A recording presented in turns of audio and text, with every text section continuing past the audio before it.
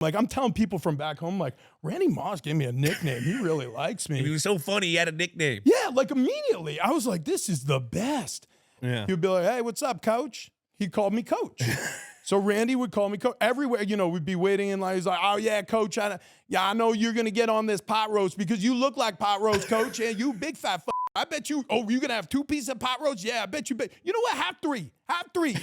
Randy with the West Virginia.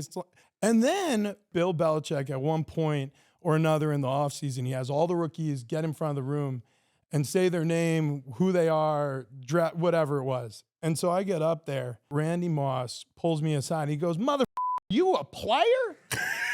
He goes, you've been a player this whole time? I think he was in front of the whole team. You gray-haired bitch. I thought you was a coach. He was like, you a player? Oh, hell no, Bill. Did we waste a draft pick on this motherfucker? Are you kidding me? This great. He was like, was he going to go out there and break a hip? God, Bill. And I'm just like, oh my God, that was not a nickname. It was not a nickname.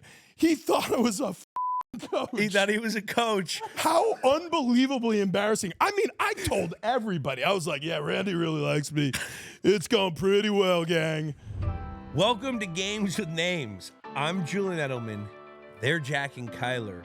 And we're on the search to find the worst game of all time. I think we might have found it. Whoa, spoiler. And on today's episode, we are covering Cardinals versus Seahawks Week 14 of the 2012 season with veteran NFL center and one of the funniest guys I ever played with, Rich Ohrnberger. And we get into talking his funniest locker room stories. Nobody knew where the ducks were coming from, by the way. No. He would be putting his helmet on. He was like, another duck. Matt Light pranks. Dante Scarnecchia was losing his mind that year, and it was all Matt Light. It was all his fault. Joe Pa stories. You're never going to start around here. And why? Because you're a loose cannon.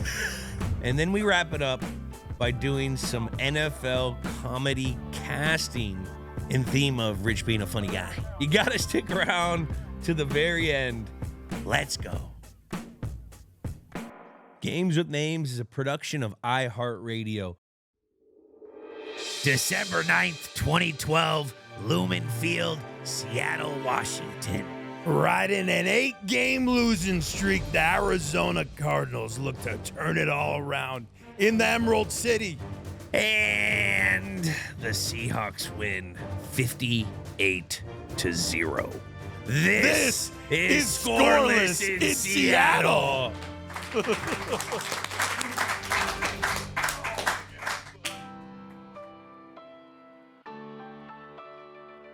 Welcome to Games with Names.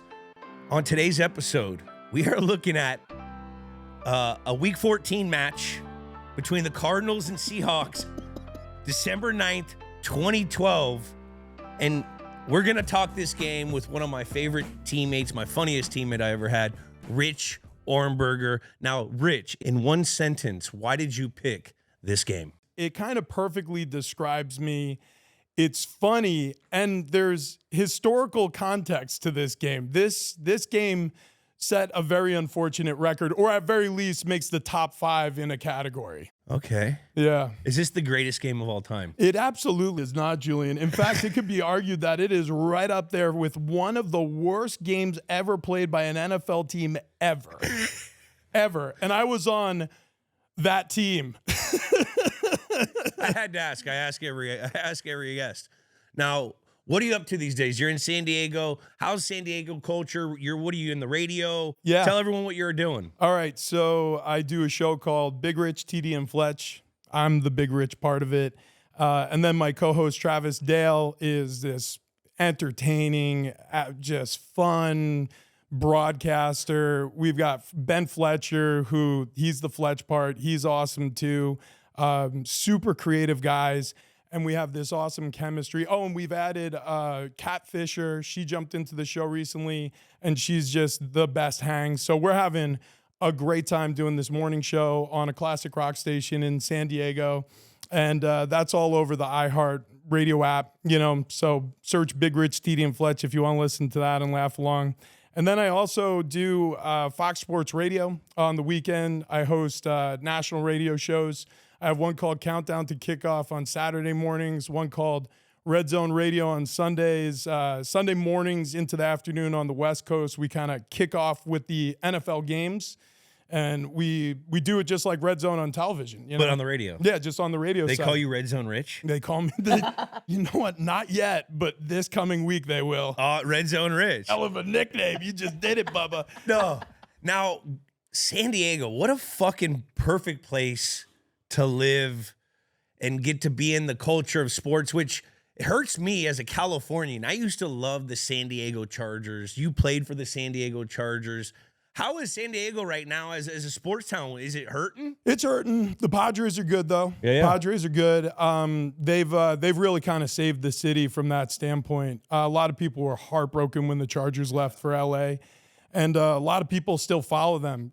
I think the majority of their fan base actually is in San Diego still. You can see it at SoFi.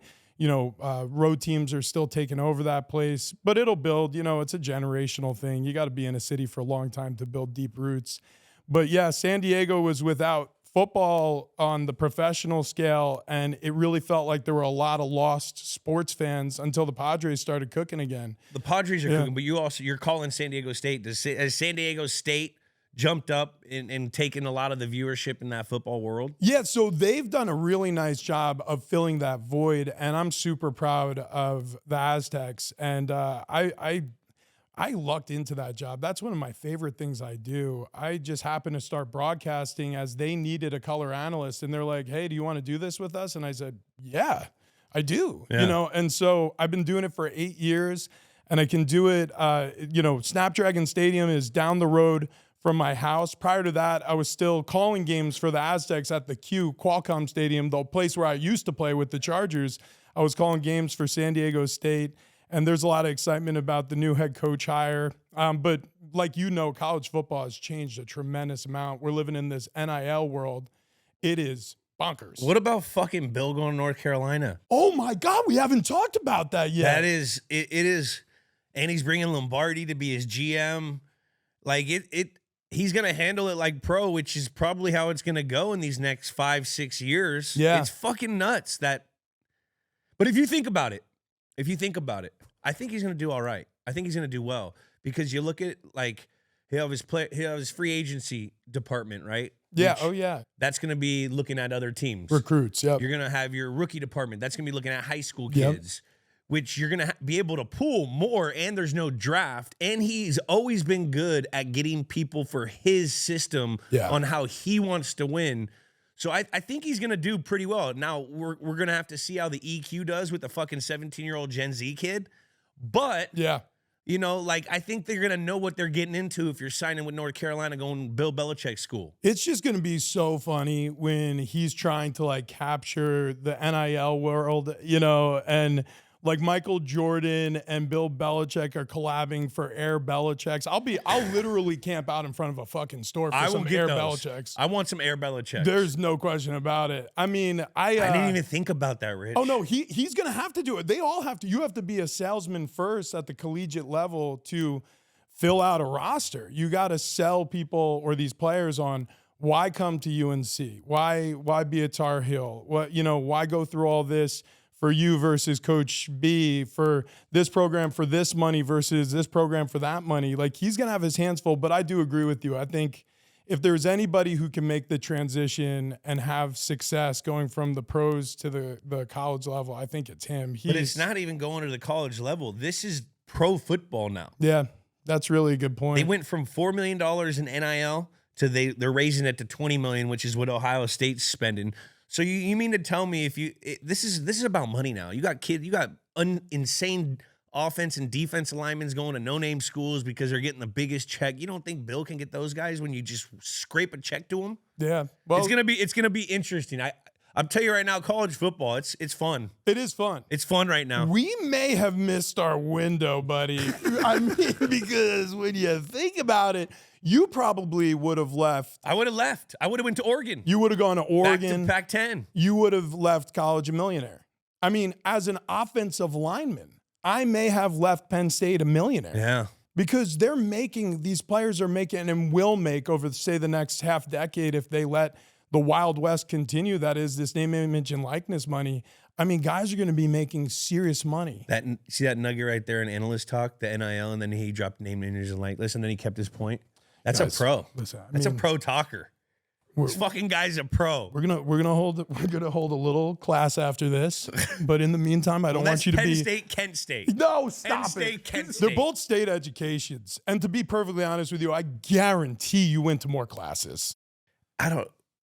Maybe not. You know what? Honestly, maybe not. I retract my former statement. No, wait. We got to jump back in. We talked about Qualcomm a little bit. We got to get into. That was such a fun stadium. Remember when we went out there and played there a couple times? I think we played there once together. Yep. In 10? It was Devin McCourty's rookie year. Yeah. We went out there, I think, on a Friday, 2 days before. But I remember that stadium being an old piece of shit. Yes, correct. But it still had a fucking, like, it had that charm. It was tucked up in that hill. Like, how was it going to Qualcomm? There's a lot of history at that place. There is a lot of history. Remind me of the stick. The candlestick. Yeah, a little bit. Yeah. That's a great call. It was probably built around the same time. Yeah. Qualcomm was a fun place to play because Chargers fans were some of the most avid fans. And I remember I signed as a free agent in 2013 to be a backup offensive lineman, and the thought process was, hey, Nick Hardwick, he's playing at a Pro Bowl level now, but he's getting long in the tooth. We're going to have to start thinking about who's going to be replacing him at some point. And the funny thing is, we ended up retiring at the same exact time. So that did not work out. But going back to when I signed with them and I was walking around San Diego, I mean, it was wild. Like the fans without a helmet on, without a jersey on, would know me by name. I would get stopped in grocery stores.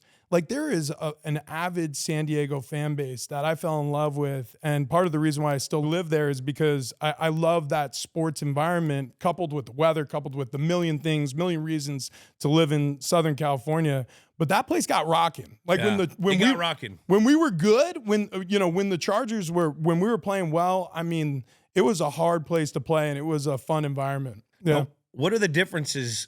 Because you've had 3 stops: New England, Arizona, San Diego. What are, in a nutshell, what are the differences of each?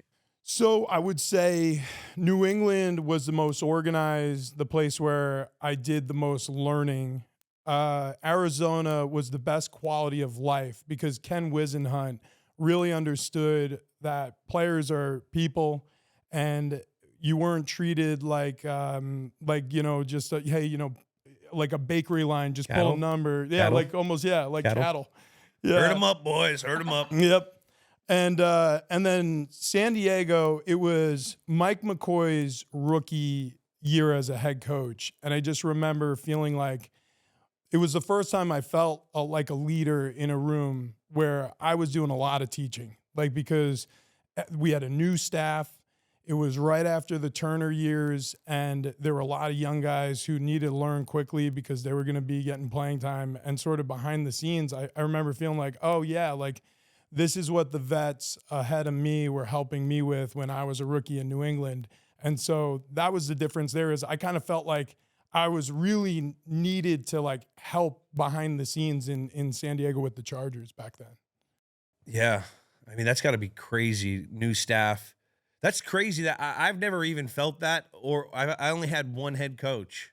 That's nuts. Well, let me ask you a question. So you play in one place for that long, 12 seasons with the New England Patriots. What is it like as you're seeing the different revolutions of talent and evolutions of game planning and all of that happen as the years tick on? You're at year 4, year 5, year 6, all of a sudden you're at year 9. And it's like the roster's completely different except for you and Brady, basically. Gronk, Slate. Yeah, Slate dog. There's a few guys that were there, the whole Cardonia, long snapper. Yeah. It's crazy. I think I had 170 guys. I played with 170 or 180 different receivers or something along that line. And it's tough because in that place, as you know, it's such a turn the page mentality, whether good or bad. So you don't get caught up and you don't really get to enjoy or explore a lot of different friendships that you had from core guys that you had because the standard got higher and higher every year because you kept winning. So every offseason was more stressful because whether you accomplished your goal or you were one game from not accomplishing your goal, which we were there fucking 5 times. Yeah.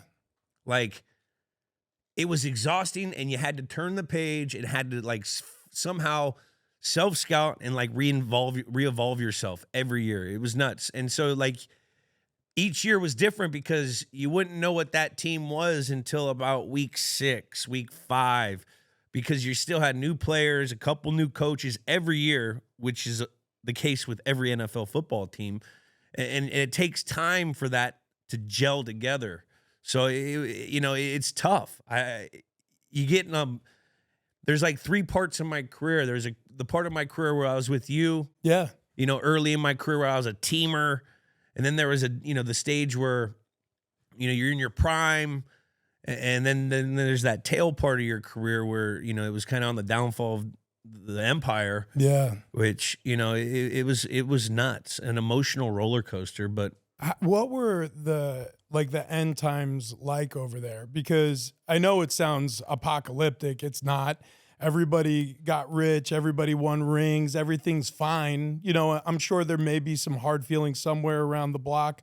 But like, what was it like because we hit it in the heyday. We were drafted in 2009. Some of those teams, even the Super Bowl team that lost in 2011, you could argue 2010, 2011, those are some of the fiercest teams they've ever fielded during the Brady Belichick era. But you kind of saw through that middle part of this dynasty and then opulence and the topple of power and all this thing. Like, what was that like going through that part of it?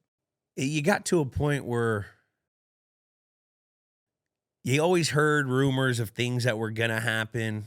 And, we'd always have our team State of the Unions in the locker room. When you're with Slate, you're buddied up in the locker and you're like, yo, what the fuck's going on? They're going to start chopping heads. You start 0-2, you know what I mean? Yeah, we did that. Yeah. I remember we started 0-2 and we ended up winning the Super Bowl. But that year we were having State of the Unions like, oh, shit, they're going to start changing shit. Yeah, it's like our 8th year, 9th year there. So it's at that point, you know what I mean?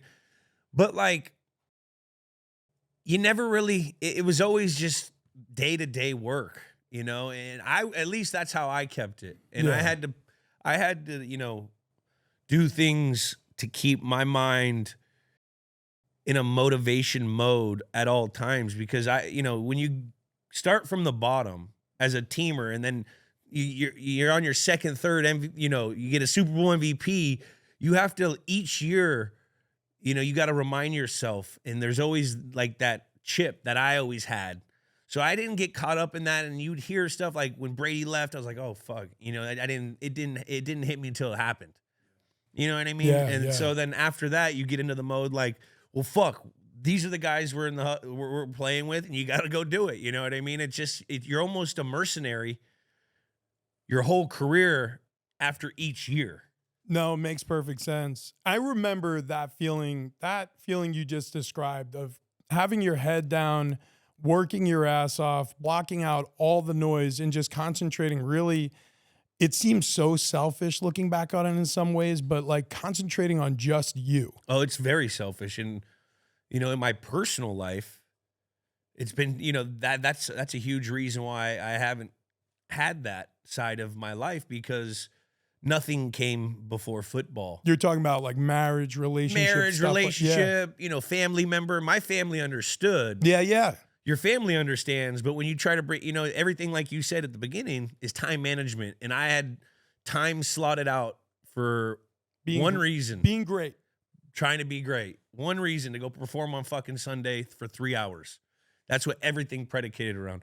It's crazy. It's such a pursuit. And I think everybody thinks about football players from the standpoint of like the weight room and the, like the things that are caught on camera. But the things that I remember being the hardest is like willing your body to do things it doesn't want to do, like constantly, like begging your knees, just God, we just got to get through this sprint workout. And then I promise I'll ice you. You know what I mean? Like, or get through this practice or get me to Sunday or whatever it is. Like, it's the in between. Like you were talking about earlier. I don't think we were on the podcast yet, but you were saying how, like, even now, like you have to kind of do a lot of upkeep to get keep your body going. Yeah. I remember toward the end of my playing career, that's what the most frustrating part was, like doing all that stuff and getting less output, but then just mentally feeling like, I'm like spinning my wheels here. Like nothing's really working anymore the way I want it to. That's the psychological battle of an aging athlete. Yeah.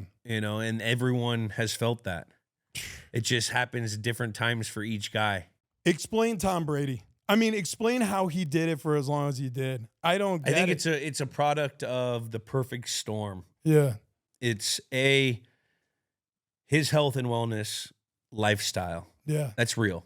Yeah, that shit's real. Like the guy, you know, he wouldn't put anything in his body that he didn't think that was fucking great. Whatever Alex said, he did that. If Alex said, eat a turd, this will make you fucking heal faster. I'm going to be honest with you. When I was in New England, if Alex Guerrero asked me to eat a turd, I would have done it too. You know what I mean? Been like, and I would have too. I mean, if one's good, two's better, Actually, right? No, I would. I did select this shit. I ain't doing that. But then also, I think a lot of it has to do with the rule changes as well. Yeah. You know, he's the first quarterback that went from the medieval time football to what it is now. That's true. Where the quarterback is so protected. So these guys, and his build has always been in the pocket. So he hasn't had to be, you know, rat explosive to get outside the pocket or this. He could work everything he had to work until he was 45, and that's a testament to his hard work and his lifestyle, but it's also a testament to, you know, you watch some of these quarterbacks that got hit back in the day, or even earlier in his career when his helmet got taken off. You know what I mean? Yeah. These guys were getting hit, and then we look at Trevor Lawrence, who goes down and doesn't think he should even be touched. Like, this is a National Football League. These are fucking animals. Dude, yeah. You got to protect yourself at all goddamn time. It doesn't matter if it's a free play or you can't get hit. You know what I mean? So, like, I think it's the perfect storm. It really is probably accurate. Like, there's always an intersection of... And he's just great. Touched by God. Yeah, touched by God. Right. So there's some of that luck factor, whatever it is. I mean, met with the most I've ever seen anybody work on his body, on his diet, nutrition, health, physical fitness, body work. He hired a guy to literally keep an eye on it so he didn't have to. It was like, I mean, every single aspect of his life was encompassing or was circled around being the best he could possibly be today. And that level of sacrifice, it's so rare and so unique. No, and it's also, he's got an extraordinary ability to compartmentalize. That is accurate. Extraordinary. You know what I mean? Like, it didn't matter what was going on in his life. Yep. Tom Brady was the same guy every day at work. Yeah. Almost the nerd guy that was in there at first with his book, taking notes, hand up. Fucking heroically unflappable. And it didn't matter if it was on the field. It didn't matter if it was in the film room. It didn't matter. Like, what was going on the outside, you would have no idea. I mean, like you said, he could get leveled. He could throw an interception on the pass drive. The next time he goes on the field, it's dimes all the way down for a tutty, and we're back on top of the scoreboard. And you're like, how? But that's the perfect way to describe it. But it's not even just those things. It was the things outside of football. Like, he had family problems. His mom was like, he was a fucking, like, you wouldn't know because once that's a talent to, like, really, he's got like this goal setting talent. If he wants that fucking goal, he can focus on it. It's like some, psychological murder shit. It really, it's almost sociopathic. Yeah, but, that's how I was looking for. See, Rich, thanks. But I loved it so much because there was all that, like the cold-blooded killer side, and that's the Sundays time and the practice time. But then he's a guy who would take his tray over to some knucklehead, Dick Burger out of Penn State who just got drafted in the 4th round and know my bio. like would sit down with his cottage cheese and blueberries or whatever the fuck he eats, or avocado smoothies, and be like, asking me about my parents and like, and you grew up in New York, right? I'd be like, how the shit do you know that, dude? Like, yeah, I do. And like we would go, like he developed a rapport really quick with his teammates. So it wasn't just the football stuff. Like he understood it was everything that was important to having a whole team, to having a whole picture. And I loved it so much. It was like having like, an uncle or a big brother who was guiding the process and taking a lot of the thought out of it for you. It was pretty cool. But like your uncle, or he was the guy that like started like Facebook, and like he was like the cool uncle, but hella rich. Had like, you know what I mean? But he never knew he was. He was kind of a dork, but Mark Zuckerberg, cool uncle. He's Tom Brady's Mark Zuckerberg, basically. Now, talking about the culture that we had. Now we talk about how strenuous it was, but it was guys like you, jokesters, storytellers, that made that whole thing possible. Which we had a great chemistry of that stuff in between. In the building. Who are some of like the funniest guys that you played with? Because you were clear, like I talk about you all the time as being one of the funniest fucking guys, and we'll get into it. Like your storytelling, your Joe Pa accent. Hey, Ohrnberger, is that you? Oh, he fucking hated me. Oh my God. Remember his voice? Let me hear it. Oh no, yeah. I mean, okay. Funniest player first, and we'll jump into Joe Pa. Joe, one time I got into a fight with a defensive tackle out of like the Maryland, Baltimore, Virginia area. And this big dude, Big Phil. And I took his helmet off. I'm swinging out of my throat. It's a practice, right? And he's pissed. He's like, hey, Ohrnberger, you got to get off the field. You're an animal. It's not even worth it with you. I'm going to send you on the next thing smoking back to Nassau Community College. And like, I'm mad. So I'm giving him the finger from across the field, like double birds to Joe Paterno. As I'm leaving the field, my offensive line coach grabs my arm as I'm walking out of our indoor facility. He was like, you've just made a big mistake, Richard. And I walked to the locker room, he tossed me off the field. So I'm walking to the locker room, take a shower, hop on the bench, and he comes walking. So Joe, later on, he's got his khaki pants on, his ankles exposed. I don't think anybody taught him how to wear pants. And he's walking through the locker room, and he stops in my locker, and he just looks at me. He goes, you New Yorkers, you're all the same. And I fucking can't stand it. And he just kept walking. And he rarely cursed. So I was like, Jesus. Funny thing is, he's from New York. He's from Brooklyn. I'm like, Joe, yeah. But I think there was a part of him, and there was a part of Bill Belichick. There's part of all my coaches who appreciated the fact that I was a little nuts, a little out of my mind. And I think you have to be to play the sport. You have to enjoy pain to a certain level. You have to enjoy contact. There's no doubt about that. I loved it. It's the reason why I found football. It's like football and me, we found each other because I was this rambunctious kid who I guess you would call a kid like us now like sensory seekers. Like you just want to crash into everything and just, you want to be in the middle of it, right? Yeah. And so I was a physical guy, a tough guy, a mean guy on the field, but I was coachable. And I could take a lot of shit. So if you needed a guy who you needed to make an example out of, I mean, Paterno did that my entire time at Penn State. I don't think I started a single spring game. I think he just buried me on the depth chart and be like, you're not going to start around here. And then I ended up starting 40 games or whatever it was, 36 games at Penn State. You're never going to start around here. And why know why? Because you're a loose cannon. Like you're a pain in my ass, whatever it was. But I think he liked it because if I skipped class and he could make an example out of me, it would put the fear of God into the underclassmen coming in. And yeah, so I mean, it's funny. At the time, it felt dicey. At the time, I felt like I was going to get thrown out on my ear and be back working at the Meadow Dairy in East Meadow, New York, cutting cold cuts. We're getting somebody a half pound of bologna and saying, yeah, one time I was drafted by the Patriots. Oh, you want a heavy half pound? Yeah, just extinguish a cigarette. But yeah, it all worked out. Happy Valley, that had to have been a cool experience. It was incredible. Yeah. It's like many of the moments in your football career where you don't even realize like how cool it is until you're on the outside looking in. Yeah. Like the whole town shuts down for football. It's classic Big Ten country. State College is a middle nowhere town. It's cows and football players and, a couple of people going to the campus to watch football games, and that's about it. And so it was nuts. You would have the RVs all out on the grass fields outside the stadium, Beaver Stadium, leading up to kickoff. And, while I was there, it was a good pocket to be at Penn State because we were a recruiting class that kind of kicked off, getting back to winning there. Yeah. It was going down this direction. The needle was pointing down.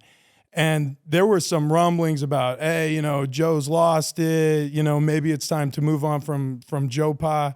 And we kind of took off 2005. We go to the Orange Bowl. We have an awesome season. We pump out like some awesome NFL talent.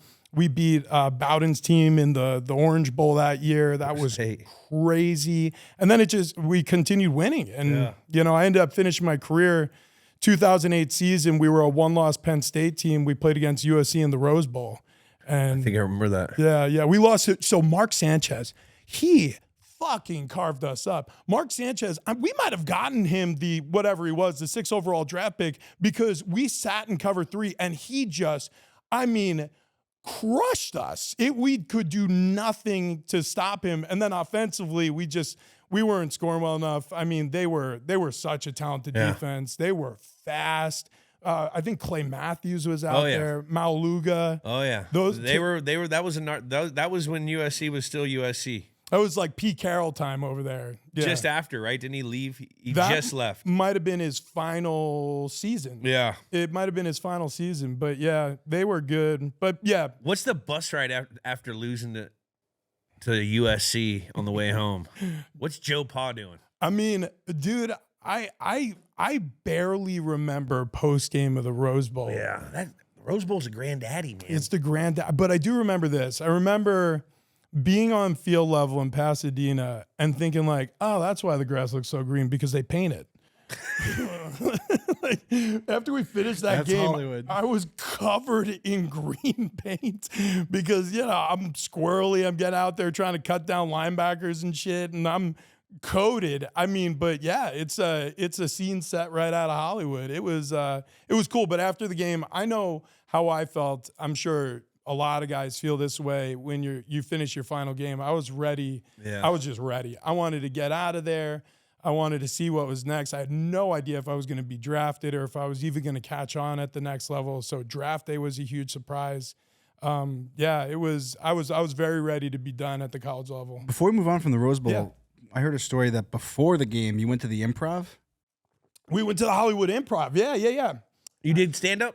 Yeah, I got on. So Bud Friedman, who's like the father of stand-up comedy, we had to present him a team ball. All of us signed it, and there was always like, he's a father of stand-up comedy. I'm like, what? Jesus Christ didn't tell any jokes? Like, you can't, like, what are we doing with this guy on this? I'm like, look at this geezer back here. Like, and I'm saying all these awful things, and he's laughing. So I'm like, oh, thank God that went well. So I got off the stage quick and let the comics who came on after do the real work, and they were awesome. We actually, who was on stage was Pablo Francisco. He's funny. He was funny. He was doing all the voice guys. Yeah, I remember watching him. He was big when we were just coming out. Yeah.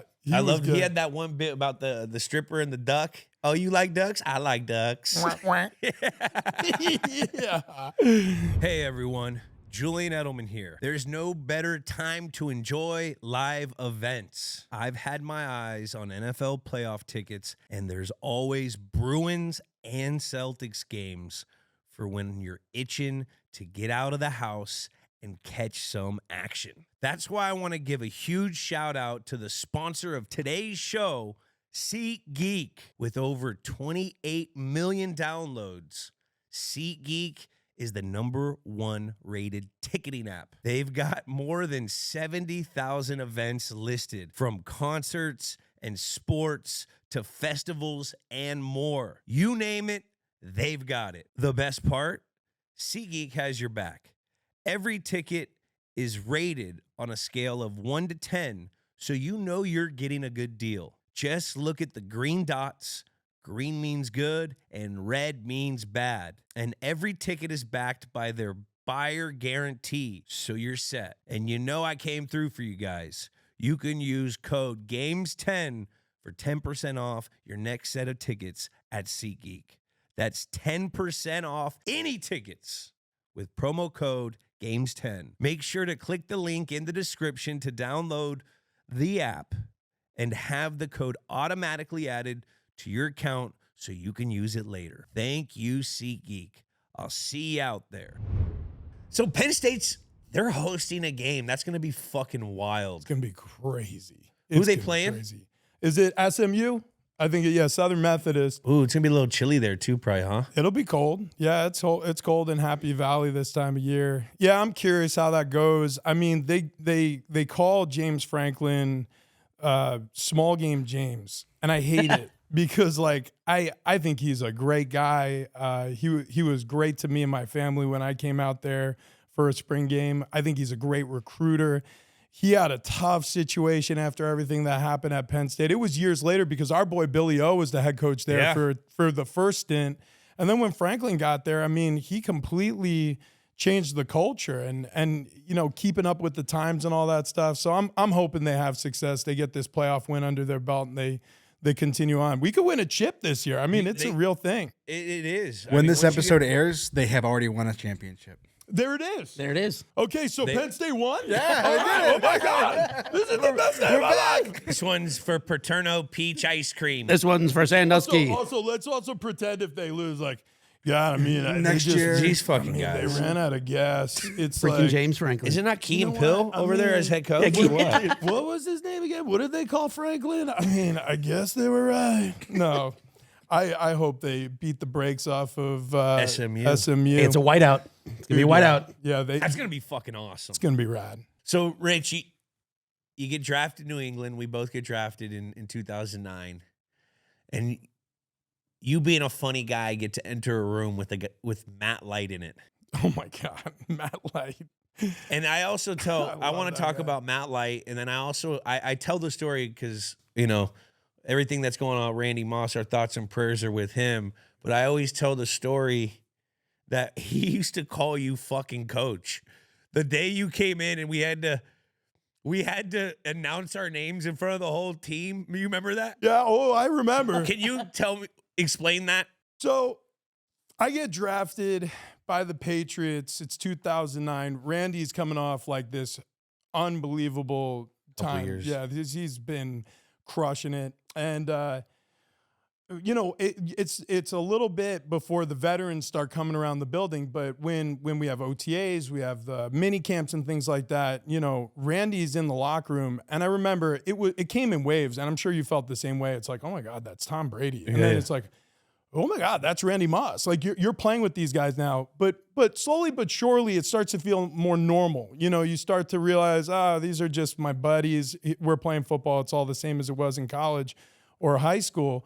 But there was this weird thing. He gave me this nickname, and it happened immediately. I have no idea why, because we barely spoke to each other outside of passing by each other in the hallway or outside the meeting rooms or on the football field, you know, or on our way to the football field. Yeah. He'd be like, hey, what's up, coach? He called me coach. So Randy would call me coach. Everywhere, you know, we'd be waiting in line. He's like, oh, yeah, coach. I know you're going to get on this pot roast because you look like pot roast, coach. And you big fat fucker. I bet you, you're going to have 2 pieces of pot roast? Yeah, I bet you. You know what? Have three. You know, Randy with the West Virginia. And so I'm like, oh, my gosh. I'm like, maybe it's like I'm in, man. Like he gave me a nickname. Like I'm telling people from back home, like Randy Moss gave me a nickname. He really likes me. That's what I'm telling you. It was so cool that he had a fucking nickname. He was so funny. He had a nickname. Yeah, like immediately. I was like, this is the best. And then it's standard, it's customary. Bill Belichick at one point or another in the offseason, he has all the rookies get in front of the room and say their name, who they are, whatever it was. And so I get up there, and I can't remember if it was in the meeting or immediately after, but Randy Moss pulls me aside. He goes, motherfucker, you a player? He goes, you've been a player this whole time? I think it was in front of the whole team. You gray hair bitch, I thought you was a coach. He was like, you a player? Oh, hell no, Bill. Did we waste a draft pick on this motherfucker? Are you kidding me? This gray, he was like, was he gonna go out there and break a hip? God damn, Bill. And I'm just like, oh my God, that was not a nickname. It was not a nickname. He thought I was a fucking coach. He thought he was a coach. How unbelievably embarrassing. I mean, I told everybody. I was like, yeah, Randy really likes me. It's going pretty well, gang. Yeah. Dude, now how does Dante Scarnecchia have you and Matt Light in a meeting? And how did can you explain the dynamic in a quiet Logan Mankins? Yeah. I want to hear how it was from your rookie perspective. So I walk into the room and Matt Light is a Pro Bowl offensive tackle. I mean, he was like Batman. Like, you'd be like, gosh, how are we going to, they got to change this light bulb. And all of a sudden he'd take something off the bat belt. They'd be like, boop, boop, boop, boop. And he'd like unscrew the light bulb. And he'd be like, it would be funny. It would be funny if we replace it with a firecracker this way when they walk in and smoke detector. He always had like a prank he wanted to play. I'm just like, Matt, what the fuck? But he always had all these toys and these gadgets and these things, and he always had ideas. He's a big idea guy. Idea guy. Love being around people like that. So Matt's in the room. You have Logan Mankins, who's this Central Valley, California shit kicker farmer who is just roughing dudes up on the regular. Literally could grab like a 300-pound defensive tackle, upend him, stick him in a trash can, kick it over down a hill. Like it's nothing to him. He had the strongest goddamn hands Huge. I've ever shaken in my entire life. He was wrapped around your wrist. Dude, yeah. You shake his hand, you're getting an elbow massage. Yeah. It is ridiculous. So Logan's there. He's a Pro Bowler, Hall of Fame. He better be in the Hall of Fame one day. He's incredible. Steve Neal, wrestler. They found him. He was like a freestyle world champion wrestler. And then I think it was Phillies signed him first. He was on practice squad, got cut, signed by the Patriots or whatever. But he ends up working his way to starting offensive lineman in the league, played 10 years, 11 years, whatever it was, won 3 Super Bowls. Like incredible human being, like the nicest guy you ever met. Loved Four Locos. Loved him. Dude, and did you ever go on a taco run with the Four Locos with Steve? The little place in Pawtucket? Yeah. Dude, I can't, dude, that place actually served great tacos. Really good tacos. Really It was like good a fucking tacos. mobile home. Yeah, it was. So Steve was there in that room. Dan Copen. Cope. Cope. Cope's the best. Dan Copen, never without a dip in his lip, and was just so snarky, and he had this nasally voice, and he'd be like, fucking Ohrnberger, class clown over here. We'll see if he makes it kind of guy. But I love Dan. I learned a lot from Dan. Like, Dan was the type of guy who would like bully you, and then he would teach you like the lesson you needed. It would like unlock something in your brain. You'd be like, holy shit, that's how you see this? Whatever it is, a line call, an adjustment on a play. He was just a brilliant dude. And then I'm trying to think if You remember Donald? Oh, Donald. Were you around with Donald? Yeah, well, we crossed Thomas? Donald Thomas for like only an off season. Because they put Matt put a real duck in his fucking locker after practice. Oh, didn't he do this for like a year? Yes. And he had ducks show up in different parts of his life for a year. Yes. Then another weird story was Nobody Nate knew Soldier where- had a pet duck. Nobody knew where the ducks were coming from, by the way. No. Like he would find them in his helmet. Yeah. He would like be putting his helmet on. He was like, another duck. Like it was a problem for Donald. It was a problem. What's something that stands out with Matt Light that you remember? Matt Light. Oh man. In a meeting. Matt one time he put a I don't even know what to call it, a microchip, or he switched out the mouse on Dante Scarnecchia's computer. He told that story. Oh, he told it on the okay. So I won't repeat the story. Well, I'll give you the briefest version. So basically, this little mouse, it messes with the cursor on the screen. So it'll work for about 5 minutes, but at some point you can have it on a timer. It's going to go away from where you're trying to point to. So Dante, I'm not kidding, the better part of like 10 weeks of a season, thought that the IT guys in New England were complete idiots. He was like, I mean, they come in and they're over here circle jerking around the computer and nothing's getting fixed. Now, I can't fucking teach if I can't click on the right. I'm trying. And then they would walk in and be like, Dante, what are you trying to click on? I'm trying to click on cut up number 2, and he's giving them the business. And then they try it with the mouse. But Matt, when Dante would leave to get the IT guys, pull it out, he would switch it back out. And nobody would see him do it. So then the IT guys would come in and be like, yeah, Dante, like the mouse works. Like everything's cool. And so Dante thought he was going nuts, or he thought they were lying to him. It was like this, it went on so much longer than was fair. Like Dante Scarnecchia was losing his fucking mind that year, and it was all Matt Light. It was all his fault. It was incredible. I still don't know if Dante knows what happened that year. I don't think he knows. It was incredible. Yeah. But then Dante was the ringleader. He had to try to find a way to rein in all of this. To this point in my life, I don't know if I saw a more cohesive unit on any football field than the New England Patriots offensive line when he was at the head of the class, because Dante, he just found a way to connect with everybody. He was an amazing teacher. He'd slow it down for some. He'd speed it up for others. He spent the time after practice. There are so many coaches, assistant coaches, who are in a rush to get off the field. Yeah. He really spent the time with us, and I benefited greatly because my whole life, I feel like every single situation I've ever walked into, I'm an unfinished product, like by leaps and bounds. Like I look around me, I'm like, why is everybody so much better than me? And like I needed help, and Dante gave me help. I love that man. He taught me hard lessons. He taught me the right lessons. He was an incredible coach, incredible teacher too. Yeah. I saw that when he was gone. I didn't realize it until he was gone, because I remember when he would yell at these linemen. He would yell at you guys. Oh my God! And I want to get into your welcome to the NFL moment with Dante Scarnecchia after this, but he would yell at guys in front of in the offensive meeting. But he would yell, he would call him a fat fuck or a fat piece of shit, but then he would follow it up with the technique that you had to do. So he goes, you fat fuck, put your right foot, drop it right here, then you put your left hand right there, instead of a coach that's just yelling like, come on, guys, we got to do it better than that. Like, he would give you play for play what you needed to do to get it right, and that's why I saw he was such a fucking great coach. 1,000%. You know what I mean? It wasn't just like, hey, you screwed it up. No. Do better. It was like, this would be a Dante line. He'd be like, hey, ass eyes, what the fuck were we doing in the meeting room the entire time before we took the goddamn field? And you'd be like, I'm not sure there was so much. And he would be like, we were working on, whatever we called it there. If the Mike backer is mugged up in the A-gap and he bails, you got to pop if you're the center and look out to the fucking right because Sam's screaming off the edge. And you're like, okay, I'm sorry. But like, you're hearing all this. And like, meanwhile, internally, you're doing all the stuff I was just doing.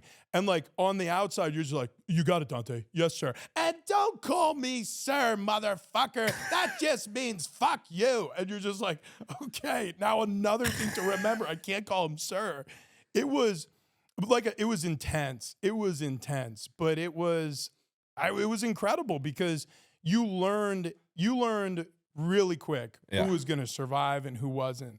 There were guys who could handle the pressure, and that's all it was. It was just a pressure test. If you can't handle a 5'6" assistant coach who, I mean, like he wouldn't be able to knock you over if he tried, shouting in your face at practice, how the hell are you going to be able to handle the Cincinnati Bengals or the Seattle Seahawks or the Dallas Cowboys? Like, you better be able to handle this, otherwise you're not going to do any of that. Yeah, but you bet if you're going to handle Scar, you have to kill Scar.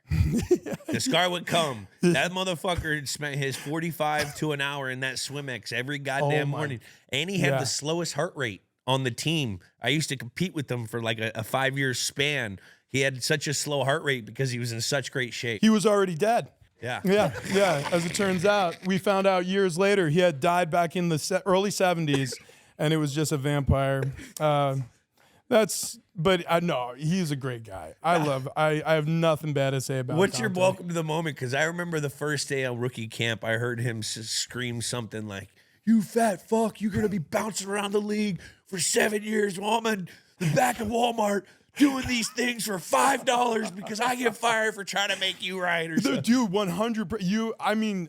You must have been doing wide receiver individuals right where we were doing center quarterback exchange. So before practice, if you were going to play interior offensive line at all in New England, you're taking snaps with Dante. Because like we all know, there are games where all of a sudden you run out of centers. You know, you run out of tackles sometimes. A tight end has to shift over. Like, shit happens. You only get, whatever it is, 46 active players on a sideline, so you better be versatile. And so he had all the interior offensive linemen taking center quarterback exchange. He's got his hands under center. He takes snaps from us. So tiny little Dante Scarnecchia has his tiny little hands under my giant fat ass, and he is shouting out cadences. And I snap a football, and he swears it was shallow. So he said, it hits the ground. I feel it. It hits my ankle. So I turn around, and I look at him, and I was like, where did it hit you? Like, I'm like pointing to my hand, trying to find out like what depth. And before I could finish showing him on my hand, ask him like, so where he lunges at me, and he grabs my face mask with two hands. He is now doing fucking chin-ups on my face mask and screaming the most profane rant I had ever heard in my entire life, telling me that I'm going to be offering sex services for work, telling me that I'm no good, that I'm dumb as shit, that life is going to be bad for me if I don't figure out how to snap footballs to him. And I remember he This is day one. This is day one. This is day one. Day one in New England. Day one. We just got drafted. He kicks the fucking football, and I'm staring at it, like kind of still in shock from the moment. And he goes, "No, don't just look at the football. Go fucking get it, and let's do this over." So I run over, I grab the football, and I jog back kind of at a leisurely pace. He's like, "Okay, we're waiting on you now." I'm like, "Okay, I'm sorry." So snap the football, and I mean, it was off to the races. It's like, this is the level of accountability that happens here. There's no time for discussing. His whole point was well-founded. I mean, in a football game, you're never going to snap a football, and if you feel it hit your ankle, turn around and be like, was that one a little too low for you? You're going to have to block somebody. So he's like, if it hits the ground, you run and you hit somebody, and then figure out if you have possession of the football after the play's over. Still coaching. Yeah. Motherfucking you, but coaching. Hit someone. If it's on there, your quarterback's going to have to get there. Yeah. Oh. That was my welcome down. But there were so many, I'm sure you have some too, like where you see something happen at the pro level where you're just like, I've never seen that before. Randy Moss, our buddy, like you said. I remember the first day when the vets came. Remember that? Because we had our rookie camp, and we had like 4 days, and then we were there for a while. And then that first day when you see Randy Moss and Tom Brady connecting on the sideline effortlessly. Whole different world, it was right? like, oh, man, that's fucking cool. Yeah, and that's what it looked. I guess that's what it's supposed to look It like. looked day one. You're like, okay, well, I'm never going to get anywhere near that level, but maybe I could like brush up against the basement of that level, maybe. But Randy Moss, I remember one time, training camp practice. It was our first training camp, and I started our first training camp injured because I actually tore my hamstring during the 40-yard test, and so I was on the training room table for like 10 days before I got back out there. Randy, I remember it was a team drill. Randy was going against like some rookie or second-year corner, and this guy, I guess, felt like he covered him going downfield on a play, and Randy was running just, fly route, go route, whatever, just down the sideline. And this kid was drawn to him. And so Randy, he's pointing, shouting something down the field. You can't hear it. It's inaudible at first, but you just know Randy's pissed. Yeah. So he's like, oh, no, hell no. We're going to run that shit back. Billy O, none of this bullshit. That's our offensive coordinator at the time, Billy O'Brien. He was like, no, we running that shit again. Tommy, okay, right? Yep, we're going to do it. And so Randy's in control now. Bill steps aside. We're going to run that play again. So this corner knows what play's coming. He just successfully covered Randy Moss just moments ago. But I guess he wasn't given his 100% effort. He knew what Randy was going to do. He blows by him, and he is 5 steps in front of him by the time they're 15 yards down the field. And I shit you not, Jules, Tom throws a perfect ball to his inside shoulder. He never even looks at the fucker. He just goes like this. He kind of side-eyes it, throws his hand out, catches it, and then holds his hand in the air as he's running to the end zone, talking shit the entire time into the end zone, all the way back to the huddle. And then he spiked it off the corner's head, got in the huddle. They ran the next play. I was like, what did we just witness? Yeah, I remember that. That was so fun. Oh, we did. Randy didn't even warm up with the team. No. So it used to be offense, defense. Randy would always be with V. He'd have his fucking gloves on, remember? Oh, yeah, hanging His off shit his... wouldn't even be tied. He'd be out there just talking with V, cold and shop, bro. Randy, it was a man. It was such a fun teammate. And he would motherfuck us, but when people weren't around, he'd always give you some knowledge. He'd always buddy me up, like, because I was in his room. Yeah, oh, yeah. Oh, yeah. so That must have been something, dude. But he would always, I was quiet in my room. Because, you have Randy Moss, Wes Welker, fucking Greg Lewis we just traded for, Joey Galloway. Oh, my God, Joey, yeah. Joey Galloway. So, like, I didn't say shit. But Randy, when we had to go pay for shit, he'd always take care of me. Torrey Holt, was he on our team? That was 2 years. That was the next year. Oh, okay, yeah. But, I mean, Remember he retired on the conditioning test with the zigs? Yes.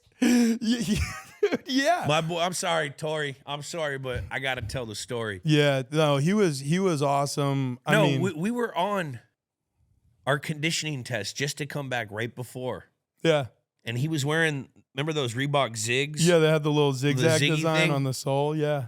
Conditioning test 2060s. Okay. Pretty easy. It's not too bad, yeah. It's not too, but for receivers, we got to run. Yeah. You guys run. We get to rep number 4. He takes his shorts off.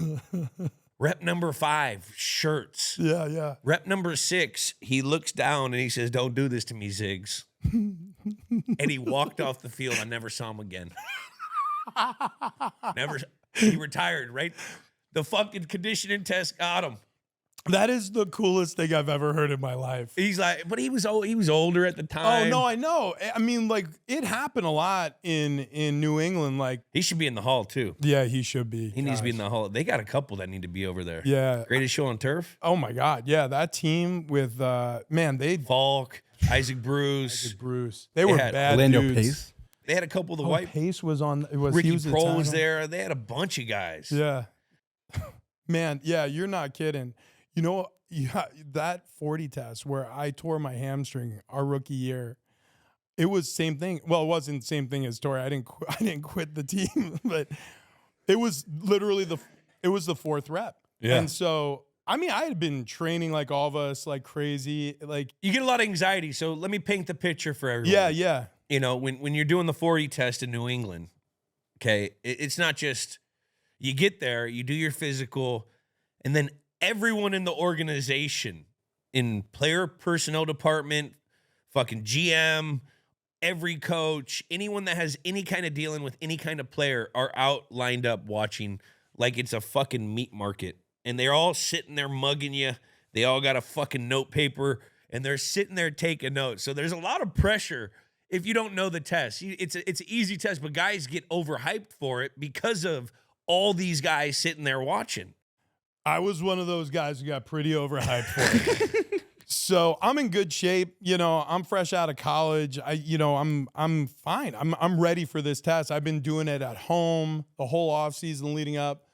So we start the test, and for the fat guys, for the offensive linemen, you got to just make sure you finish under 6 seconds. Yeah. Every single one, you got to finish under 6 seconds, and you're fine. So You get 2 seconds for the yard. So if it's 40, you get 6. For the skill, it's 50. They get 7. Yep. We were 60 at 8. So we'd run down, you get 30 or 40 seconds, whatever, you run back, you run down, and it's just 40 yards back and forth. 30-second rest. And then set of 10, you get about a 2-minute break to grab a sip of water, and you're doing another set of 10, and that's your 20 reps. Well, in rep 4, I'm running down, and all of a sudden I feel my hamstring go. And I mean, I've never torn my hamstring before in my life. And I'm like, oh my God, I've never felt that before. So I'm hobbling to get through. I finish in time.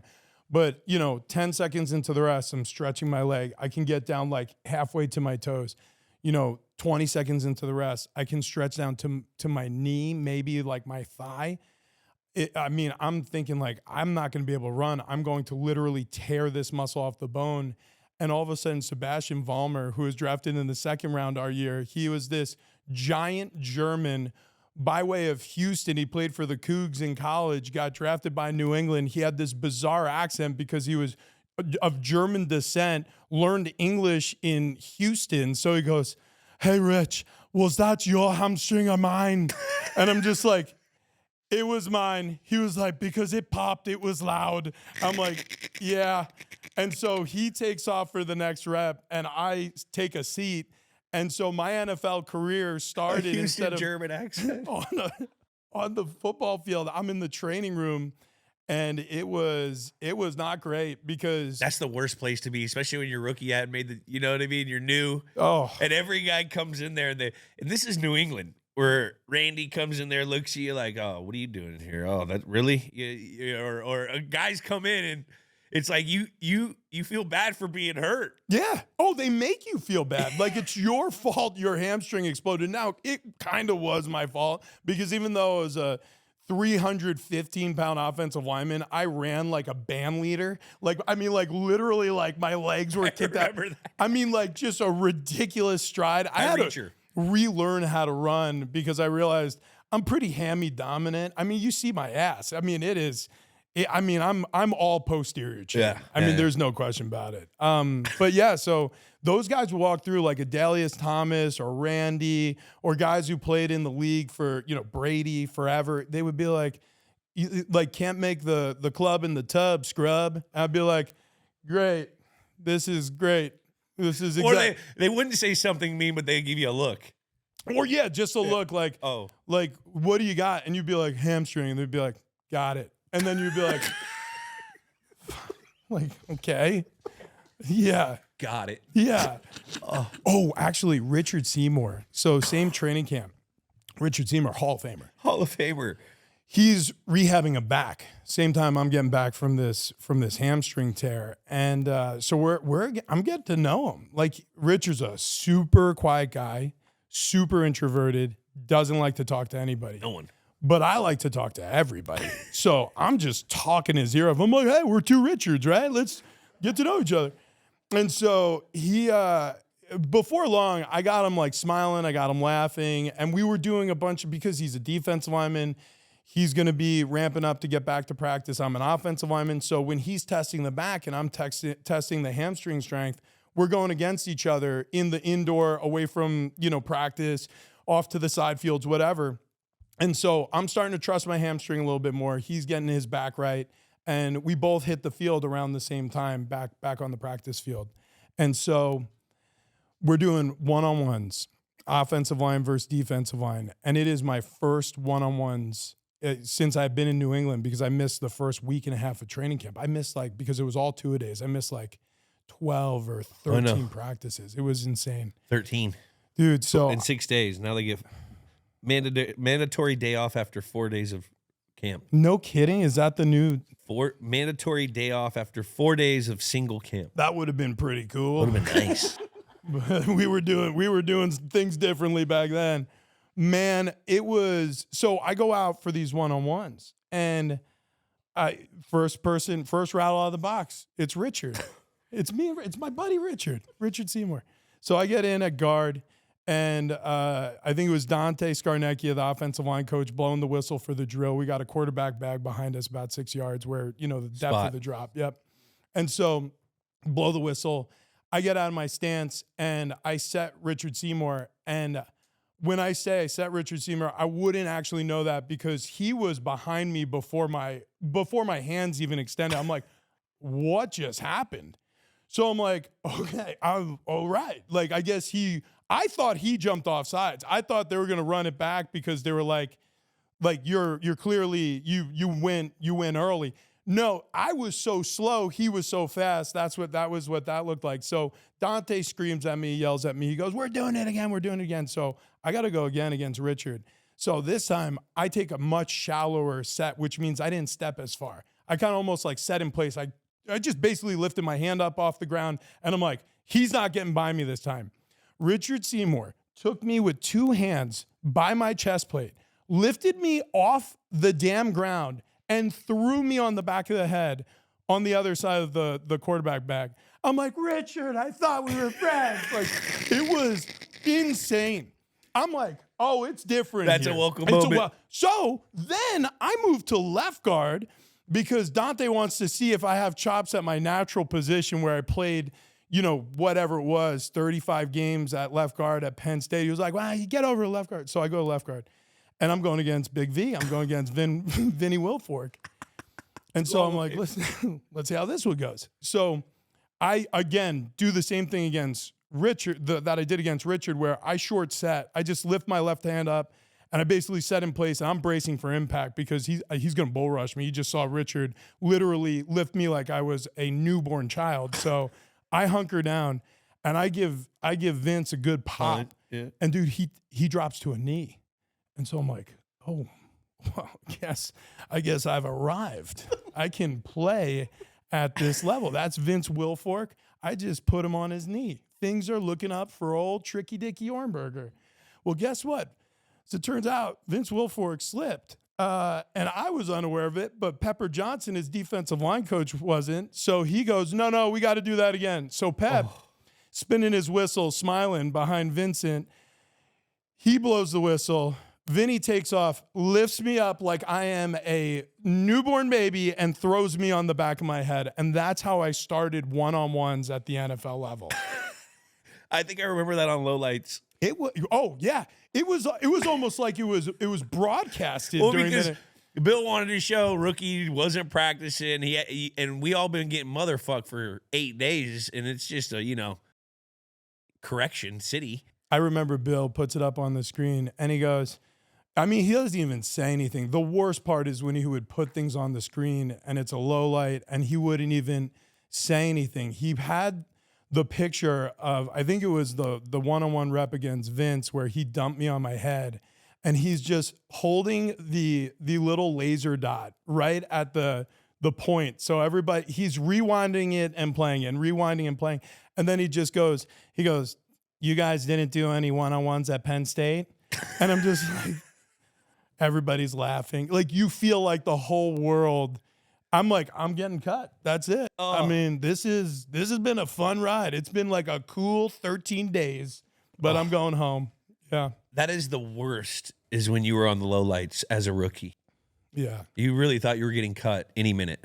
You thought you weren't even going to make it through the meeting. Like, No. he was just going to be like, you know what, instead just leave. You know what? I think we're done here. We've seen enough. Yeah. Like Rich said, when he didn't say anything, and I'm sure right when he paused it and did the 4 or 5 rewinds of the highlight or low light with no commentary, then he would get up and step up in front of the team, and there'd be 2 little boys that turn the lights on right when he walks out and be like, God.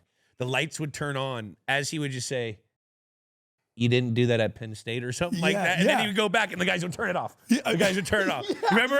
Yeah. Remember the light guys? It was like the light guys were like these little henchmen. And Yeah. so the funniest shit was when they thought he was about to talk. Yes. And so they'd dive for the light. And then all of a sudden, like, a light would flicker and he would give him a stare. He would just like look at him like a disappointed father. And you're like, ooh, not a good day to be the light guy. Not a good day. Ooh, not a good day to be the light switch guy. Tech guy. Oh my God. Oh my God. Those Yeah. people, God bless their It's hearts. like the Seinfeld when George would leave on a high note. yeah, exactly right. Exactly right. Could you explain to people Billy O'Brien as when we're rookies? Oh my God. Billy O'Brien. First of all, super well-informed coach, Knows his shit. Knew every nuance of every play we were going to run. Whether it was the offensive line pass blocking scheme or the appropriate route depth of the tight end or the option route the slot guy's going to run or the quarterback's drop or the read, whatever. The global view he had of the game, plus what the defense is going to do to you, how you respond to the defense. He was a practitioner, but he was also like, we called him a teapot because it was like watching a kettle on like medium. Right? So you start the meeting and Billy O would be at like one level of frustration. Like there was always just like a simmer.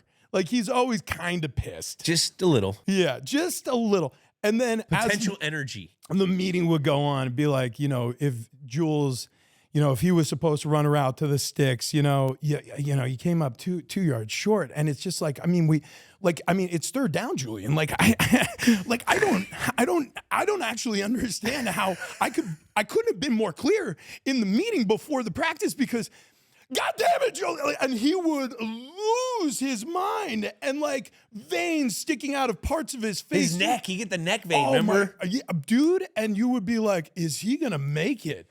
And then he would ask you a question or whoever screwed something up, like his beautiful play.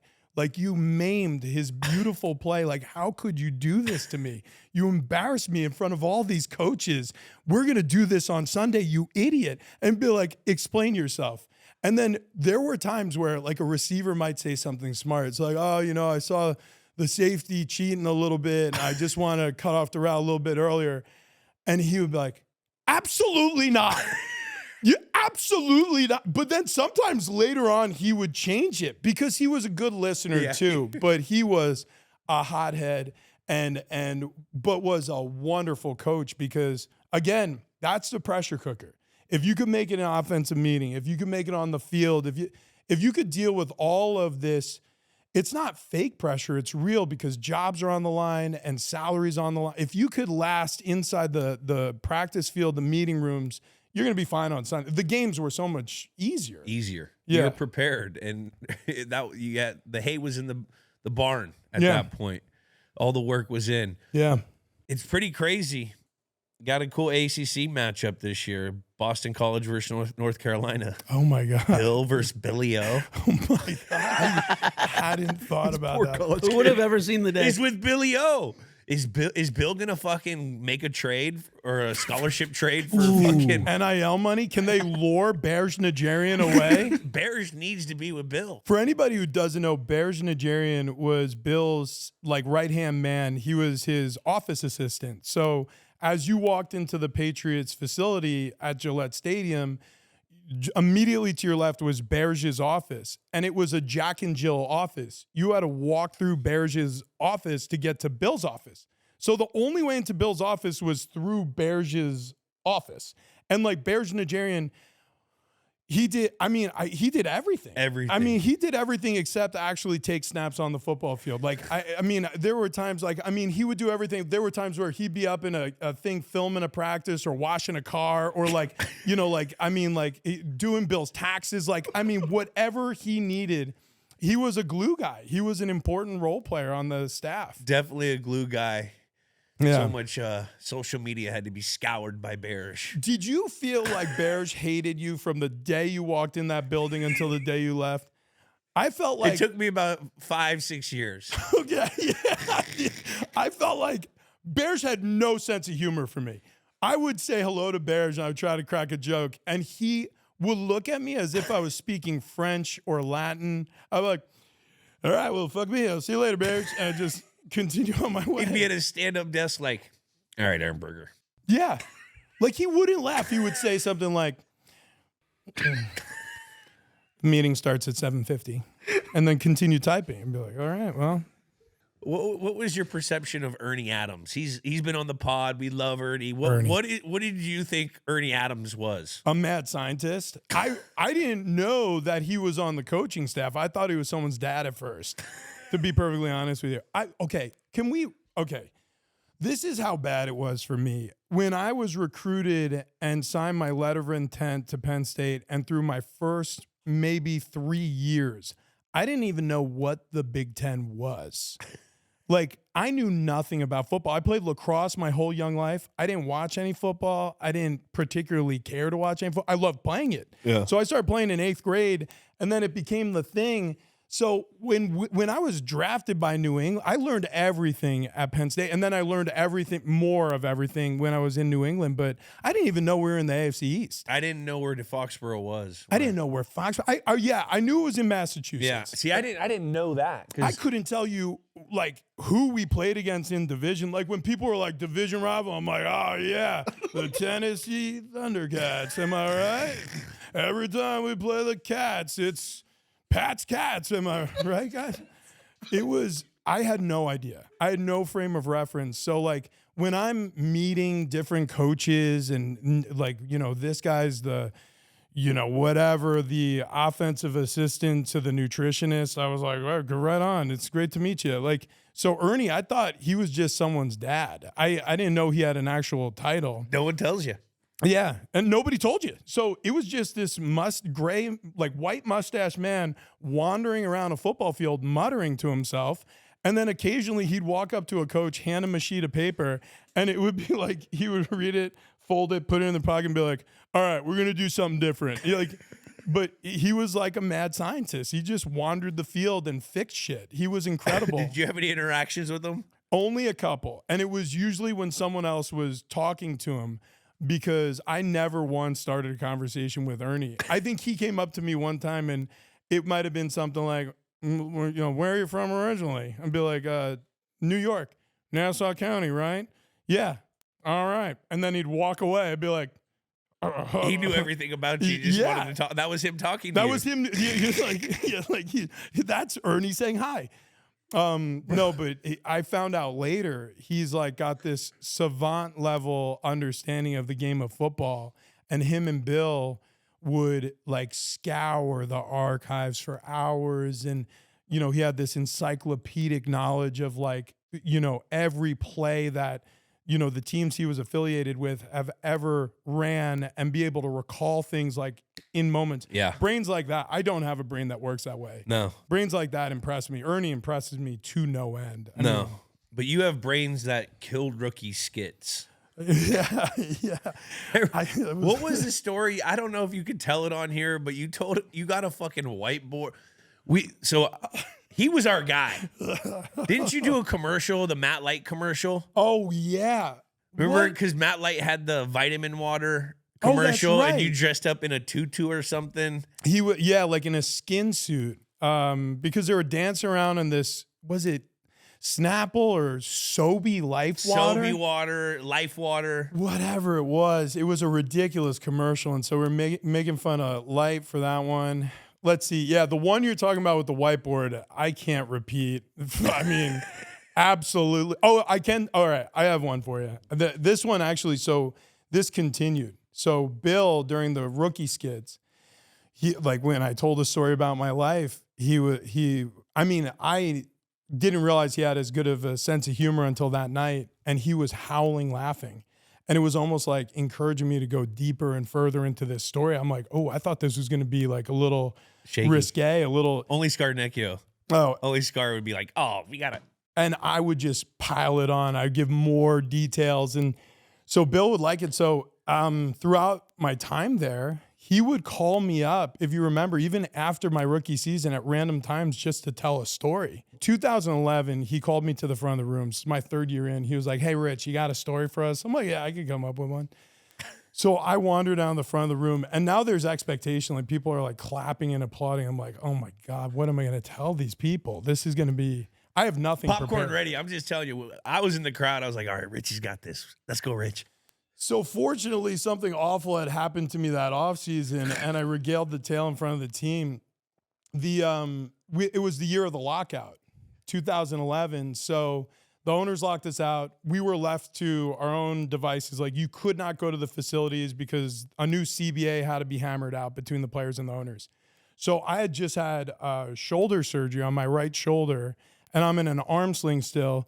The training staff, Jim Whalen, Joe, they set me up with the Boston Red Sox trainers because I'm living in Boston. Yeah.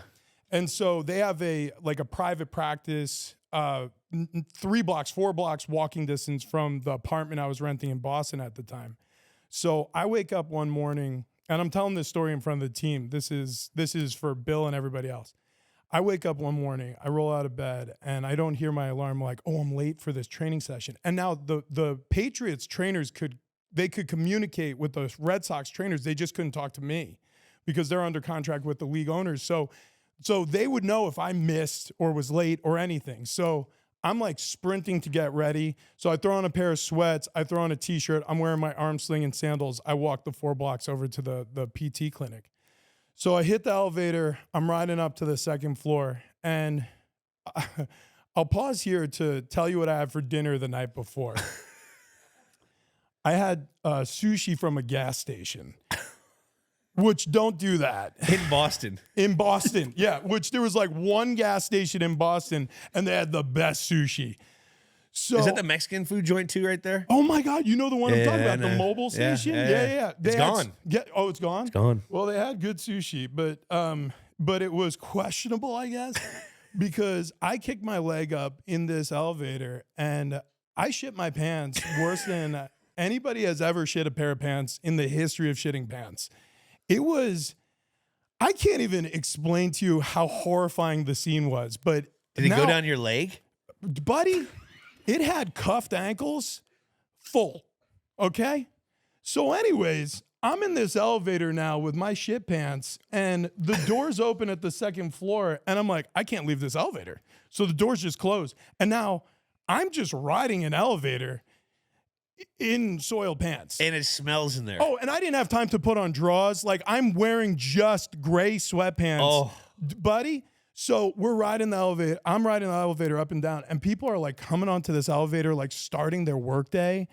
And I mean, I smell like an ox. Like people are now like visually disturbed. And I mean, I'm a psychopath in the back of this elevator, tucked into a corner because I don't want them to see the back of my pants.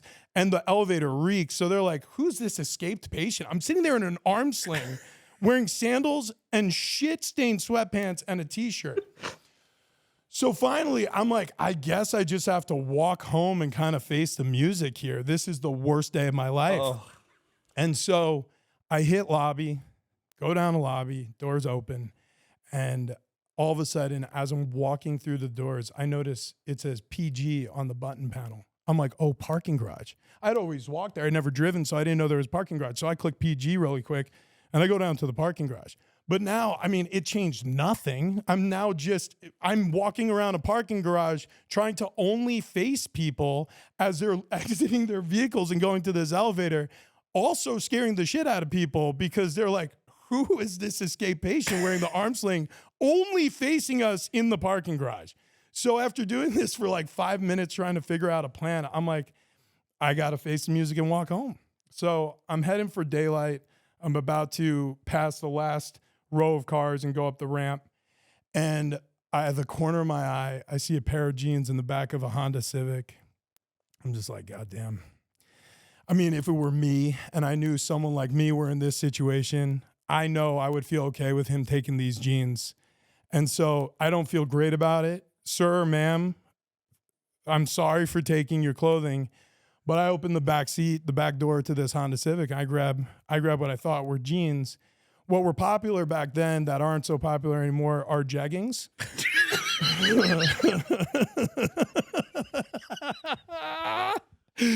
And the woman whose jeggings these belonged to was not a large woman. She was diminutive in stature, to say the very least. These were the smallest fucking leggings that a human being could squeeze themselves into. And I'm kicking off my clothes in this parking garage and I'm pulling these so I even removed my shirt because I needed to like clean up. I don't even want to get into specifics. It was bad. So the sandals, the t-shirt, and the sweats that I was wearing ended up under this poor woman's car. I pulled the jeggings up. They're tearing at the seams. There's holes in these jeggings. Okay. And I reassemble my arm sling. And so I'm walking toward the exit and I realized like, oh, this is way worse. This is like, I didn't do the math, but now I'm a 315-pound man in an arm sling wearing ill-fitting women's clothing. And I'm just going to walk home in the streets of Boston. So look, I was an athlete and I'm not bragging, humble brag. I was super fast for being a fat guy. And so I decide once I hit the top of this ramp, I'm sprinting home. Like I'm going to get there like Mach 3. I'm breaking the sound barrier here. So I start running. Didn't do the math on this. When you're dressed like that and you start running in public, people start running with you because they're afraid of whatever danger you're running away from. So now it's like the jogging club going down the streets of Boston. I shake my tail, though. I make it back to the apartment.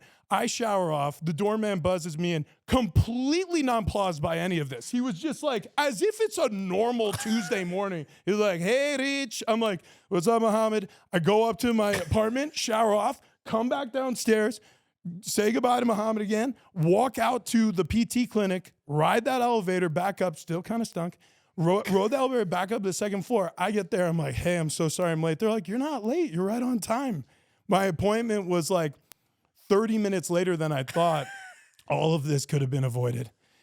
It was the worst day of my life. And so when you run out of stories to tell, you just tell stuff like that. You putting on another person's pants reminds me of the Super Bowl. Oh my God, yeah. Oh my God, yeah. Remember that story? Forgot all about that. I had a prescription to Ambien for sleeping, and it was the Super Bowl, and there was a cold going around. Yeah, yeah. So I was sick. So the first couple nights, I took NyQuil and Ambien. Last thing I remember is waking up with a pair of like 48 boxers on the outside of my bed. I'm like, what the fuck happened? I had no clue anything happened. It was Rich Ohrnberger's fucking boxers because I took a piss. I guess I was peeing on my door outside in the public, and they didn't know I was a player. And so they had to bring me down butt naked, Donald Ducking it. I had no underwear. I just had a t-shirt on. Yep. And Rich was going up, and he's like, you gave me a pair of boxers. I'm like, this guy needs underwear. I'm like, come with me. I don't even remember. Yeah.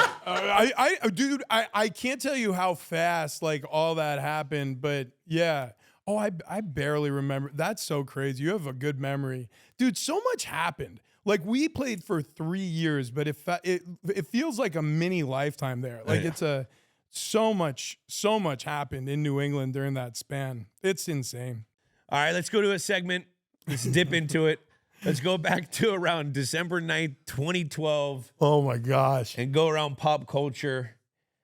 Number one movie, Skyfall. Never seen it. That's a James Bond. It was pretty good. Yeah. Is that which James Bond were Daniel we? Craig. That was Daniel Daniel Craig. Yeah. I like Daniel Craig. I like the theme to it. Skyfall. It's Yeah. like a jazzy little number. Number one song, Gangnam Style by Gangnam Style. PSY, whatever. Sigh. Whoop, whoop. This is the most viewed video on all of YouTube. Yeah, my daughter loves this song. Buddy, I was about to say, you have an 8-year-old Yeah. daughter. I have a 9-year-old son, 6-year-old son. We still jam Gangnam Style. Yeah, it's on the playlist for sure. Buddy, for sure. Sports, 2012, 2013 Super Bowl champions were the Ravens.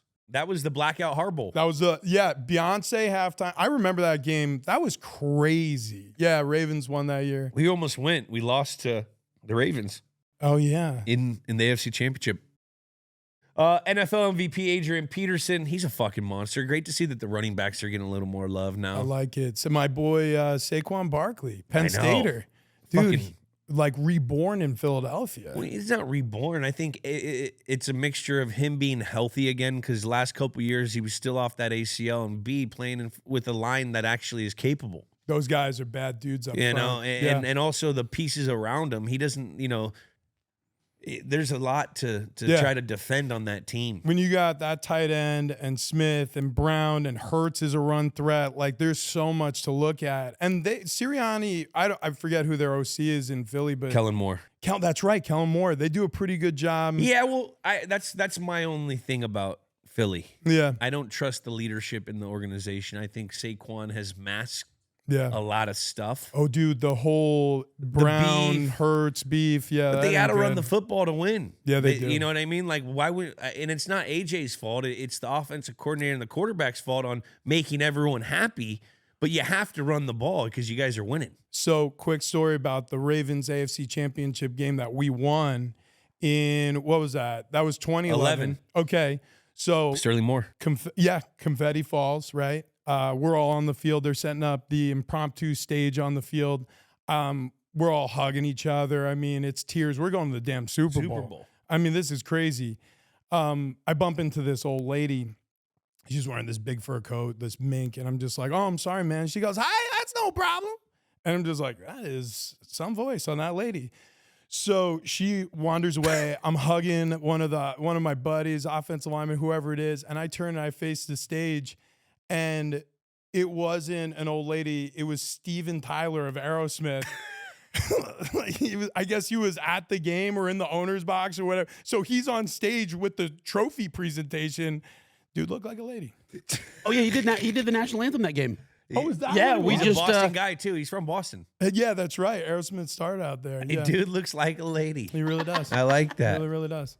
Heisman Trophy winner, Johnny Football, Alabama, the champs. Wow. Peyton Manning signs with the Denver Broncos. That was crazy. That was a little nuts. After the neck, remember the Colts drafted Luck.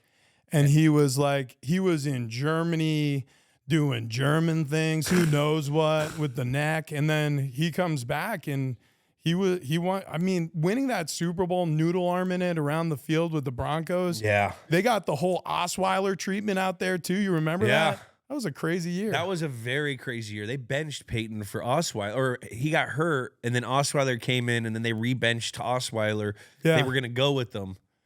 And then in the postseason. In the postseason, they went with Peyton. They went with the general, and he got the damn thing done. You know, his arm just fell. He couldn't grip the ball because his first year in Denver this year, he fucking lit it up. Oh, he lit it up. Yeah, Yeah. he was like a league leader in all these Everything. passes. Yeah, it was a crazy year. Also, the bounty scandal. Bounty Gate. Oh my, I forget about that. Oh my, yeah. That because and then there was Bounty Gate, and then also the pill scandals, which fucked up. You couldn't get anything in it ever again at the stadium. God. Do you remember the tour? Yeah, you couldn't get Toradol. No. Oh my God. Okay, so for anybody who doesn't know about Toradol, Yeah. it's like the wonder drug. It's vitamin T, baby. Vitamin we would T. take it before every single game, and I mean, I guess it's like a surgical anti-inflammatory. So maybe it sounds a little reckless talking about it this way, but I mean, it worked.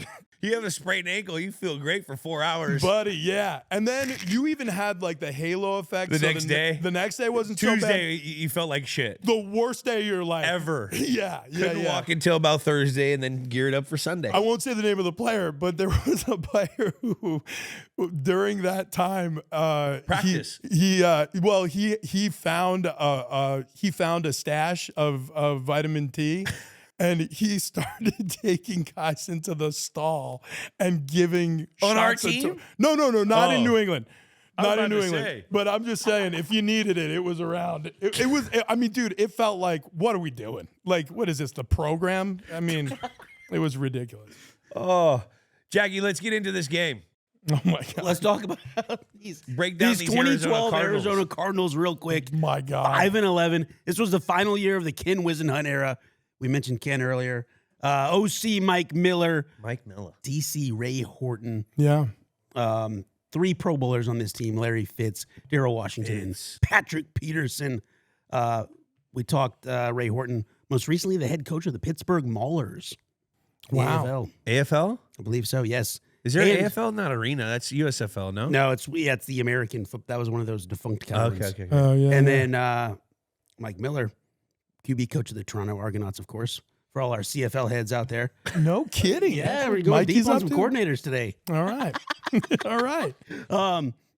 Started off hot, 4-0. 4-0. Went up to New England, got an upset win. First win in New England since 1991. I remember that. Dude, that was my first year in Arizona.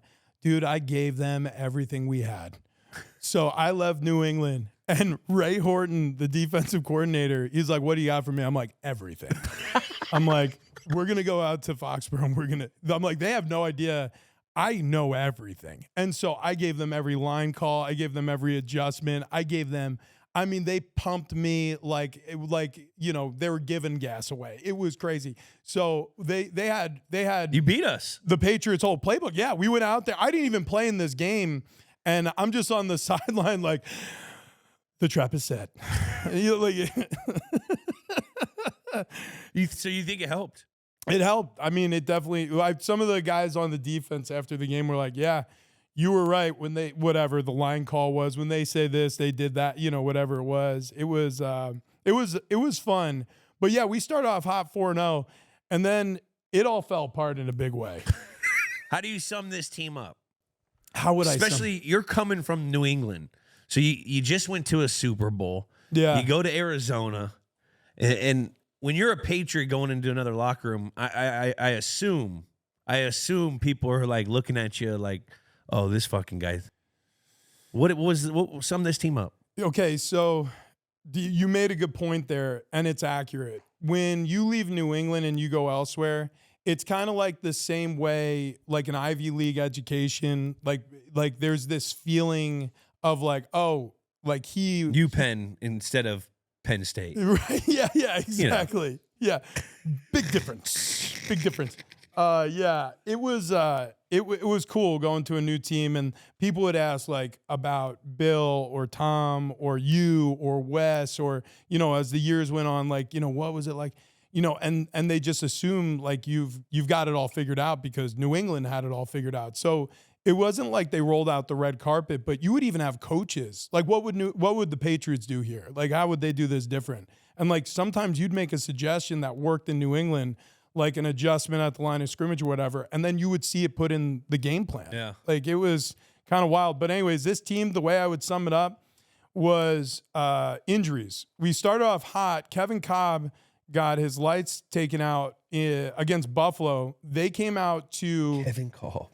Arizona, and they beat the brakes off of us. And after that beating from Buffalo, I think we lost 9 straight games, if I remember correctly. And somewhere in the midst of that was this visit to Seattle, and it was a bad one. It was a really, really bad outing. Oh, I forgot Brian Hoyer was there. Oh yeah, so again, injuries. So Kevin Cobb, John Skelton, Ryan Lindley, quarterbacks on that team. Later on down the road, Brian Hoyer had to be brought in because they were like, we just need like warm bodies on this roster. And like Hoy Dog lived with me for a short time, like because we were camp. He was always my roommate in training camp during our time together in New England. So he moved in. And I would go to your guys' room to study formations with Hoy. Yeah, exactly. Yeah. There were times where in my underwear I would be snapping the ball to Hoyer, and you would be running walking routes, and he would throw the ball to you in our Residence Inn living room. We would move the furniture. Yeah. Walk through. That is no bullshit. We walked through for the walkthrough. Yeah. Just so you could always be on point because we weren't letting these motherfuckers take you down. We were so well prepared. That's the kind of behind the scenes stuff I love to hear about. Yeah. Good stuff. Man, Good Larry stuff. Fitzgerald, how cool of a fucking teammate. Pro. Just an A1 pro. Just like the coolest dude you could ever ask for. Like, I mean, teammate wise. So years later, at a Super Bowl I was broadcasting from, I mean, Larry Fitzgerald had no reason to ever remember who I was. I randomly walked up to him just like, hey, Larry, what's up? Before I was about to reintroduce myself to him. I was about to say, hey, it's Rich Ohrnberger from the 2012 season. Dude, I just want to say what's up. He stops me and he goes, Rich, what's up, man? And he like remembered, like he is a wonderful human being. And like, one of the most prepared athletes you ever met. Like he just understood everything. Every single movement wasn't wasted. He was insane. Mature big bro vibes. Yeah. Because I remember I went out. I remember he used to have those during that lockout. He used to have that camp in Minnesota and in Arizona for receivers. I went out. And I went out with Charlie Fry to the camp in Arizona just to throw at them. Yeah. And he invited me back to I never met him. I was a no-name at the time. I was a special teamer. And I went out to Arizona, and I remember he was just the coolest dude. He's like, hey, man, we were working out after the running of the routes. He goes, hey, why don't you come over to my house? I got a pool. I'll have Chipotle cater it. We'll have some people over. It'll be awesome. Went over there. He was just the coolest fucking mature big bro that always looked out, taught you good shit. Got great advice, but also just like looked out. He looked out for you. It was awesome. That was him. And Arizona, even though we didn't win a lot, Ken Wisenhunt, like he set the schedule where, and they did a lot of winning under Wisenhunt in the desert, but this year just the wheels came off, and I can't remember what the season's record was before that, but they ended up moving on from this whole staff after this 5-11 year. But he was a guy who was like, at 3:00, if anybody was still in the building, they were doing the wrong thing. Like, get home. Yeah. Like, we're not going to live here. You're going to study your plays at home. We're going to be prepared. I remember Russ Grimm, the whole Hall of Famer offensive line coach, was my offensive line coach. he was the same type of way, like be with your family, get out there, and then when time comes, you kick a ton of shit out there, and that's how we're gonna roll. Like it was the best quality of life I've ever had playing football, but unfortunately, we just did not win a lot of games. Yeah, I mean, and it's a fine line in the league. I mean, you look at it, it's between winning and losing is so close. Yeah, for an organization, the margins are slim. The margins are so slim. Like they could have probably, if you look at the 1-score games, it could have been, if they would have went the other way, they could have been like maybe 9-4 or 6, or you know what I mean? Like that's how close it is. And because of the injuries that they sustained this year, I mean, that's how fucking, it's like wildfire. Yeah. You know? Yeah. We lost quarterbacks, offensive linemen. We were injured on the defense. And then the blame game starts because things start going squirrely, and then guys get frustrated because everybody in that locker room is somewhat nuts and also an alpha. And it's like, you know, you want it perfect. You want it right. You get frustrated. Nobody likes losing. So the culture spoiled a little bit. Like it got a little ugly in spots.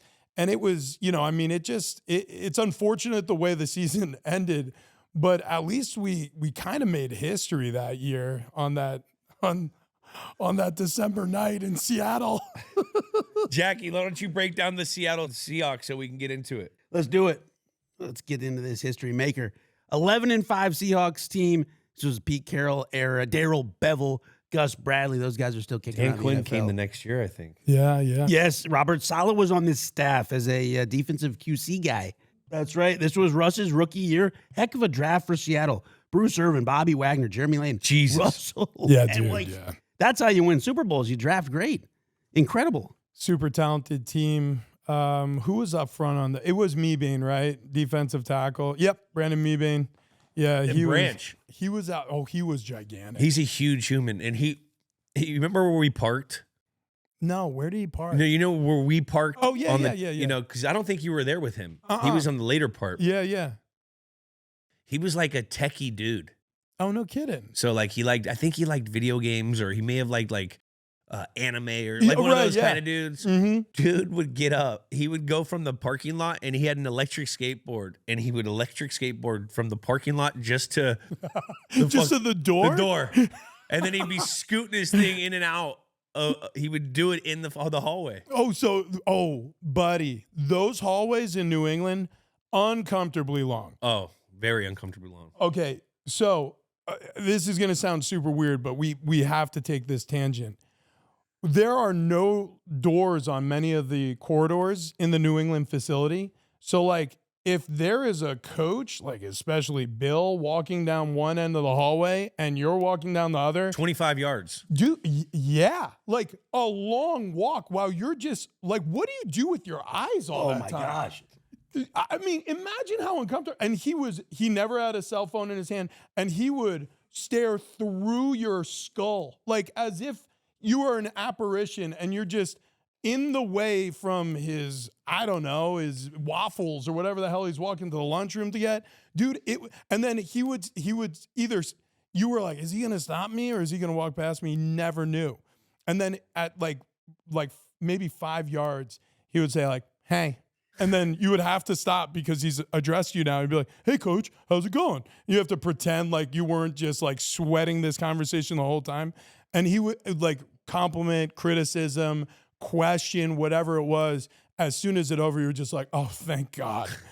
And you would just keep walking. And it's not because he's an unpleasant man. No. He was just in control of your whole world at that point. And he had an aura around him. Yes, he did. Like, it.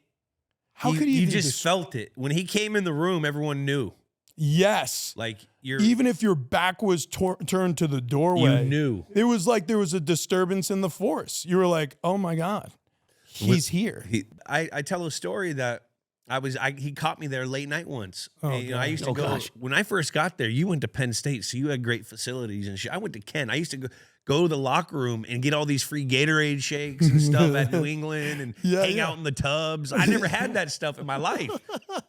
So that's why I was always there, like sauna. I thought it was fucking cool. One night I go there off season and Bill's there. and we got caught in the hallway together. First off, he went bare knuckle Barry in the hot tub while I was in there. I remember you telling that story. I couldn't believe it. Like, he is the problem at the YMCA locker room. Without a he's doubt. Just balls out. Just like, hey, deal with it, buddy. I'm comfortable in my own skin. And now we're going to make Belichick soup together. But we got caught in that Yeah. hallway walking together. Oh, So no. it was worse The because same direction? Yes.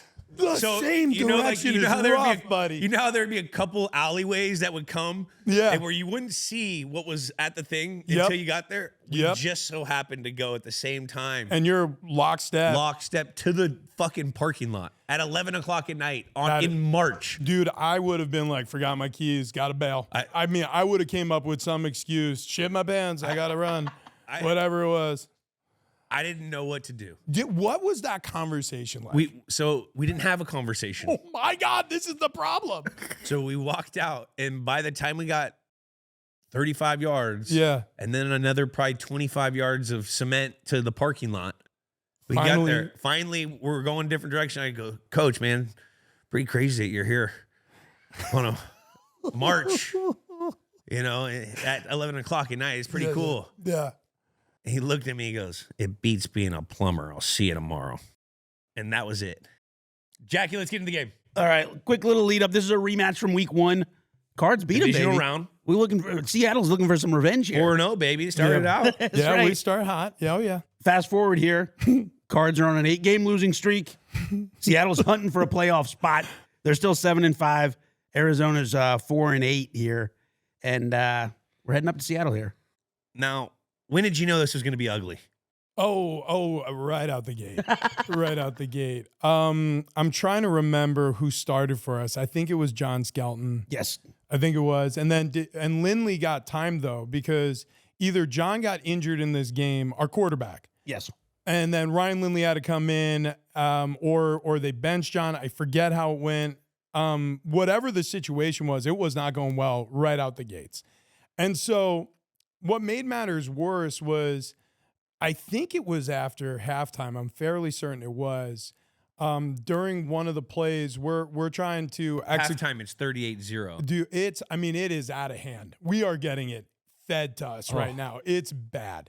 So we leave the tunnel, and the plan, it's like, all right, first half, same as the second half.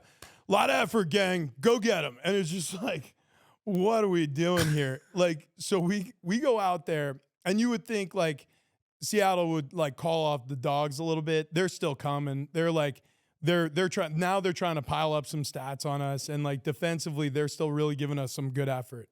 So we're running an inside zone, which, it's just a gap. It's just a scheme where you're stepping to the gap adjacent to you and you're working up to the next level or blocking the down lineman in that gap. So I'm the center, snap the ball to Lindley, I think, and I hit the defensive tackle or the nose. I think it was Mebane. And then whoever was blocking the 3 technique, the defensive tackle to my right, dumped him on my right knee, and I completely tear my MCL. Ooh. And so I'm down on the turf, and I got to get walked off by the training staff.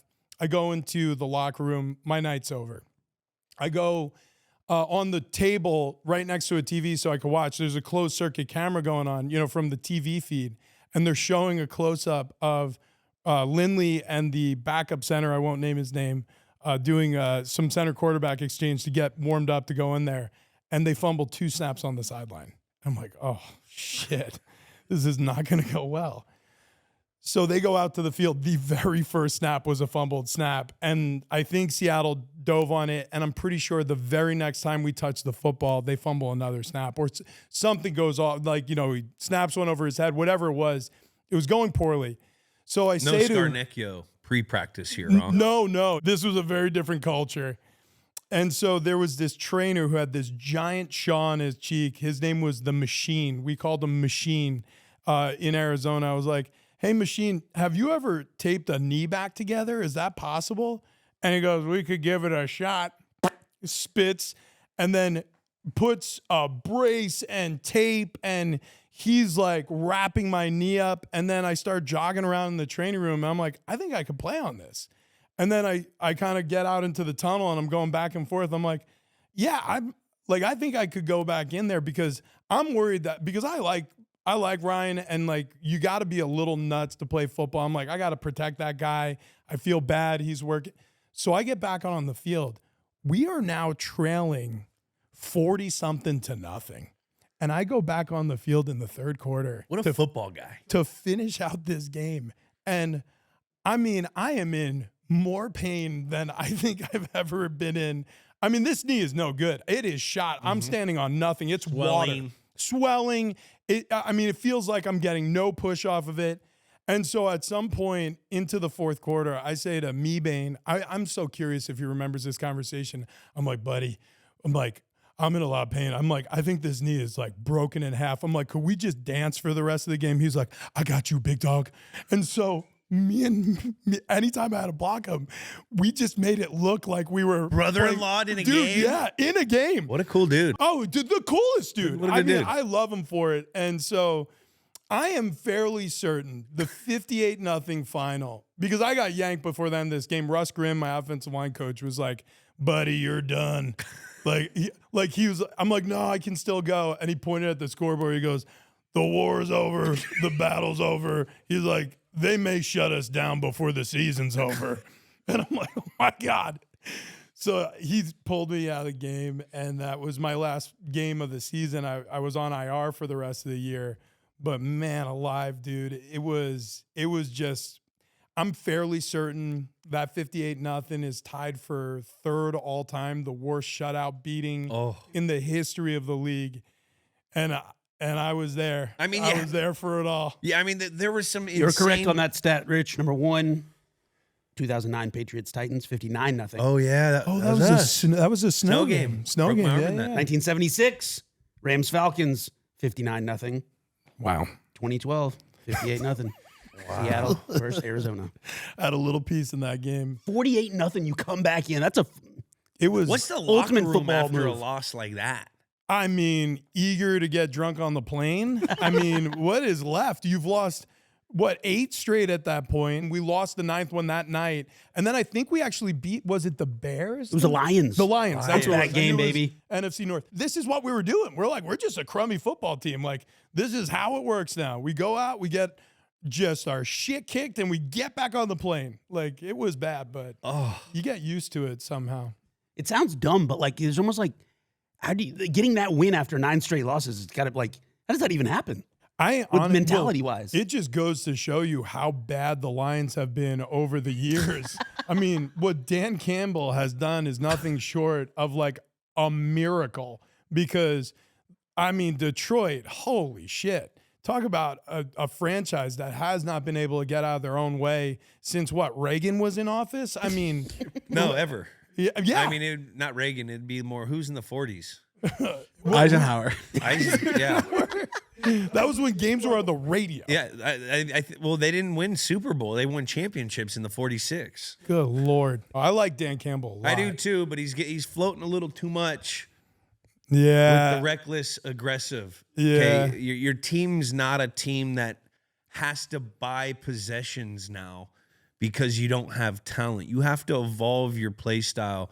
Now, I don't mind the last 4th down of last week, but it was the 4 or 3 drives before where he went forward in his own territory when like that against Andy Reid and Mahomes, against a team that can control a game, that'll burn you. They're at the point now where it's Super Bowl bust because of the success they've attained this year and the talent they've accumulated over the last few years. Yeah.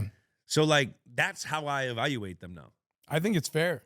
I think he's honestly created the best team in the NFL. I mean, the GM and the carryover parts of, Matt Patricia hired Ben Johnson. That's exactly correct. I mean, there's a bunch of guys. This thing, like, once again, is a perfect storm. Yep. And it has to be. That's how crazy the National Football League's. A lot of things have to happen for you to attain success. Well, and just think, like, say Ben Johnson does accept the Commander's job. Does that offense look the same this year? And the answer is no. I mean, just one decision this offseason could have changed the fate and fortune of every single person in that franchise forever. But he stays. Goff has consistency in the headset. Montgomery and Gibbs stay healthy. They've got weapons on the outside. I mean, that defense losing Aiden Hutchinson still. That's the thing that scares me. Yeah. I don't know if they're going to, because you look at the teams that are going to be coming from the AFC. Yeah. And then you look at the upper echelon teams in the NFC, which they're going to have to get to the Super Bowl through.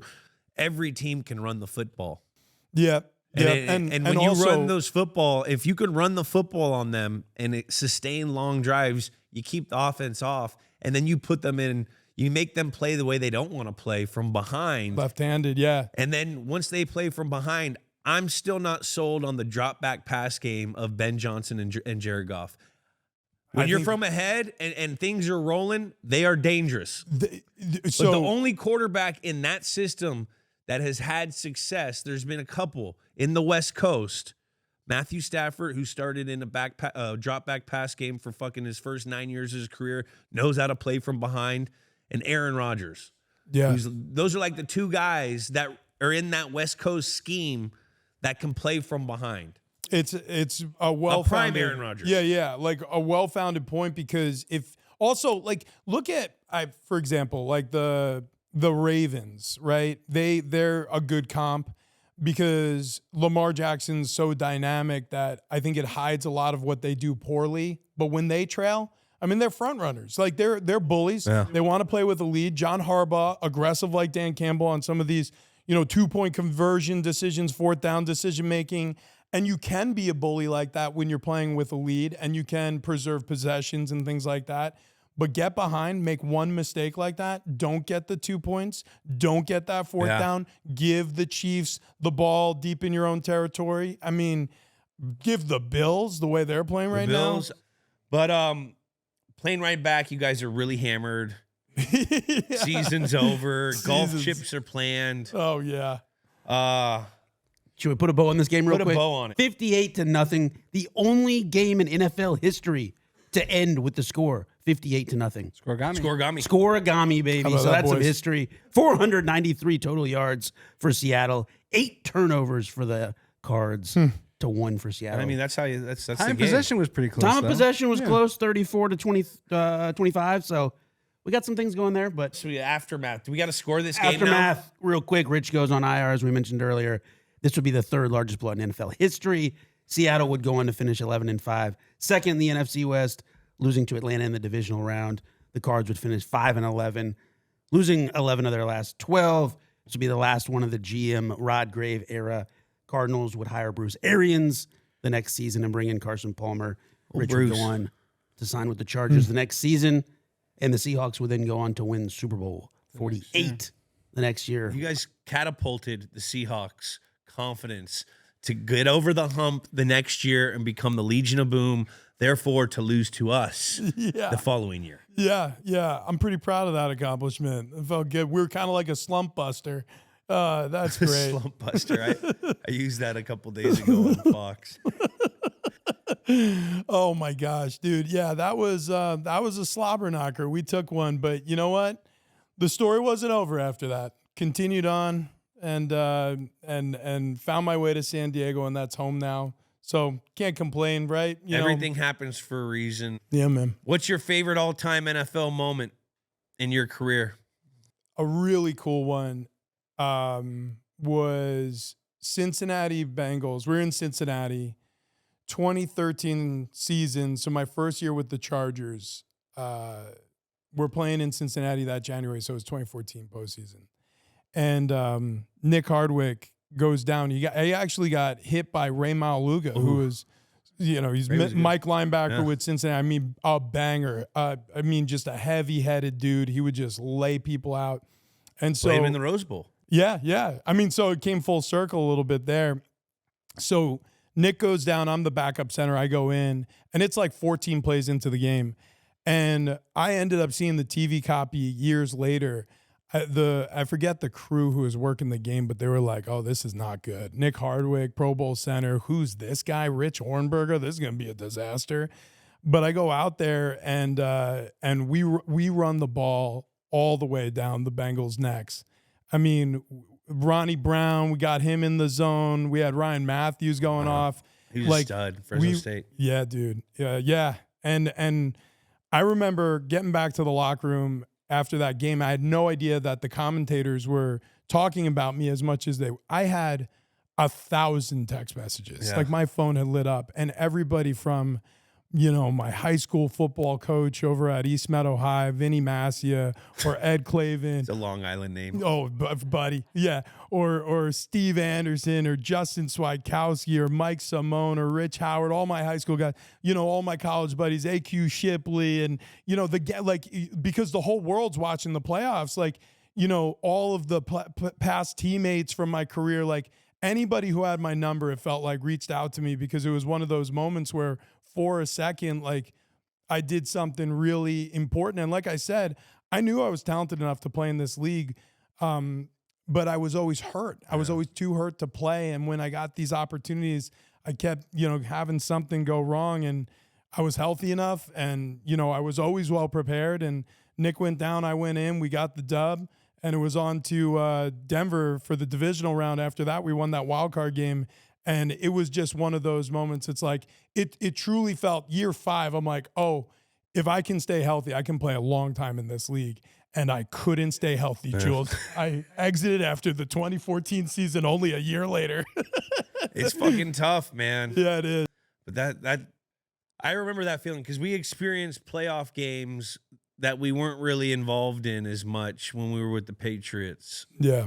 And then, you had, I can experience, I remember that first experience of contributing to a playoff when nothing feels like that, because group of guys all been working their dicks off for fucking 8 months, and it's do or die time, and you guys go out and you fucking win, and you dealt with all the bullshit. There's been some problem that you had to overcome earlier in that season, and it is very hard to win in this league. Yeah. To go out and do it in the playoffs, man, that's fucking awesome. It's the coolest. It's the best. It is. It absolutely is. Let's name the game. Now, these are some of the names we came up with. You can also chime in if you want. We got the Slaughter in Seattle, Scoreless in Seattle, the Seattle Stinker, the Pathetic Performance in the Pacific Northwest, or 58-0, or if you have any suggestion. Seattle Steamer, anything related to just a dog shit performance. It was bad. It was So bad. what do you think? You know what? Let's see. Seattle Stinker, scoreless in Seattle. Thank God you picked that one, because that's Dude. yes. It's like Scoreless Sleepless in Seattle. I like that. It's perfect. It's like Meg Ryan. It's perfect. Score the game. Is this the greatest game of all time? Let's score it. Rich Ohrnberger, stakes 0-10 on the Week 14 game between a team that is not going to make the playoffs and another team that may not make the playoffs. The stakes of this game, decimals okay. Okay. I mean, can we go less than 0? I mean, they knew they were going to beat us. We knew they were going to beat us. There was absolutely no way we were leaving Seattle with a dub. So I'm going to give it a 0.1. Yes. I mean, just The to first in our scoring system. to be fair, I don't even know what to say. It was terrible. That's a scoregami. I love that. I'm gonna go with the 2, because even though there's no relevance to this game, yeah. there's still players that even when you're on these types of team, you can put film out there and they're playing for shit, and it's still the national football. Everyone's still getting paid. So Good point. I went with a 3-7 here. I had 3-1 divisional game. Okay. Yeah. the star power of this game. Were you guys on your 6th-string quarterback? Boy, yeah. Who were we? I think 3rd string. We started with our second. I would say the star power was mainly on the side of Seattle. Yeah. They had a loaded up squad. They were cooking something over there. They were cooking something. We had Larry Fitz, Hall of Famer. Calais Campbell. Calais Campbell. Dude, Patrick he's Peterson. still playing. Like, what on That earth? is crazy. Calais, is he with Miami this year? I mean, He's still doing decent. and he's good. Yeah. I can't believe. I'm gonna say, give us a solid 7.5. I would say 7.5 sounds fair. 7. I'll go 7. I'm with a 5.0. Ooh. I did Low, sorry. 6.1. 6.1. I'm the highest. A I little have low. A little really low. high opinion of I our was a squad Russian judge that there. year. The gameplay of the game, 0 to 10, how the game went. I mean, I think there was a lot of turnovers. There was a strip between Fitz or the bobble. There's that. There's Most the punt end zone. return for a touchdown. Gameplay, it was sloppy, extra sloppy. It was. Yeah, I know how you like them, You boys. you boys and your sloppy joes. Yeah, it was a. It's a 2. That's a 2. That was a disgusting watch. I actually feel bad for anybody who showed up or watched at home. Maybe I should start like a GoFundMe and refund people. That was awful. I'll go with, there was some exciting shit for the Seattle Seahawks. 3. 3.0. Hey, I'm right there with you, Jules. 4.6, almost a perfect game for one half of the field. Now, hey, the name of the game, you got to score the name of the game. This is a good name. Scoreless in Seattle. I mean, that is, I'll have what she's having. Give me an 8 out of 10. That whoever came up with that, kudos. I'll take. I'll give it an 8 as well. Somewhere Okay. Nora Ephron's watching this episode like, yes. Yeah, I'm going to go with Scoreless in about a Seattle's great. 9.4. 9.4, Jack. If this isn't our last game. Oh my gosh, yeah. What does it equal? Calculating. AI. 4.85. What does that go? Oh. It's not the last game. It's Wow. our second to last game. It's 77th overall. It's just below the 2014 TBT final, Barstool versus the Notre Dame alumni, and just above the 2012 Pro Bowl, AFC versus NFC. Oh my God, that's not ideal. Fucking Some would Brandon argue. Marshall did the Pro Bowl. He got MVP. Oh yeah. The top 80 is pretty good. Rumor has it. So crack Climbing the top 80. charts. Climbing the charts. Rich, we miss anything? No, dude, that's you got it all right there. I appreciate you coming on. Everyone, go check out Rich on Countdown to Kickoff, which is Fox Sports Radio. Fox Sports Radio. Yep. San Diego Sports 760, the 101.5 KGB Big Rich, TD, and Fletch show, the Red Zone Radio show, which you can see Red Zone Rich, Fox Sports Radio, which we already hit that. He calls San Diego State games. Go Aztecs. Check him out. Go Aztecs. He's kind of like the Bill Walton of that calling color. Ooh, I like You know what I that. mean? I 'Cause you always miss remember Bill. late night Bill Walton. R.I.P., man. Oh God, I met him so many times because he lived in San Diego. Oh. I love Bill Walton. Any Bill Walton treasure. story? Actually, only one time. I really we were in conversation for like a while. Every other time was like we're at events together, just passing by. Hey, what's up, Bill? How you doing? But I shake his hand. I'm in the owner's box at a Padres game. Peter Seidler, rest in peace as well. He was a buddy. He was the former owner of the Pods, and so Walton's in the booth, in the box. I'm in the box. I walk up to him like, Bill, what's up, man? It's good to see you again. And that was the last words I spoke for 45 minutes. I'm not even kidding you. I missed 7 innings of baseball, I think. It was unbelievable. It was like the 3rd inning, and then I got to watch like the bottom of the 7th. It was unreal. Wouldn't have it any other way. I mean, and we got into also, he was telling me about, national parks, and we talked about sequoias, like the trees. Love for sequoia trees. a long time. From Dude, Redwood City. yeah, I still haven't seen one in person, but I can tell you after that conversation, I don't need to. I know everything about sequoias. Awesome. Rest in peace, Bill. Well, Rich is like Bill Walton when he calls game. Very entertaining. Analyst on NBC Sports in San Diego. This guy works everything, guys. I'm telling you, and you got to check him out on all his social medias at Rich Ohrnberger, OHRNBERGER. I don't know how to spell that, so I don't know if you guys know how to spell that, but I also can't read that well. So Rich Ohrnberger on socials. Rich, thanks, bro. I appreciate you. Thanks, Jules. Love you, pal. Love Thank you, you, guys. Gosh, Ohrnberger can talk. He lived up to the hype. My guy can And then talk some. some stories. More linemen. This is a lineman-loving podcast. I love a satirist lineman. an LLP. It's LLP. LLP. Lineman-loving podcast. Let's get on to our post-game segment. Ooh, what do we got? NFL comedy casting. I like this. We have a selection of all the comic roles, and we're going to cast them with different NFL players according to which one we think they are. I like this. Play Something a like little- that. little Yeah. casting Yeah. couch here. Let's go. get after it. Call it comedic roles. Yes. Comedic roles. In the NFL, who would be the best stand-up comedian?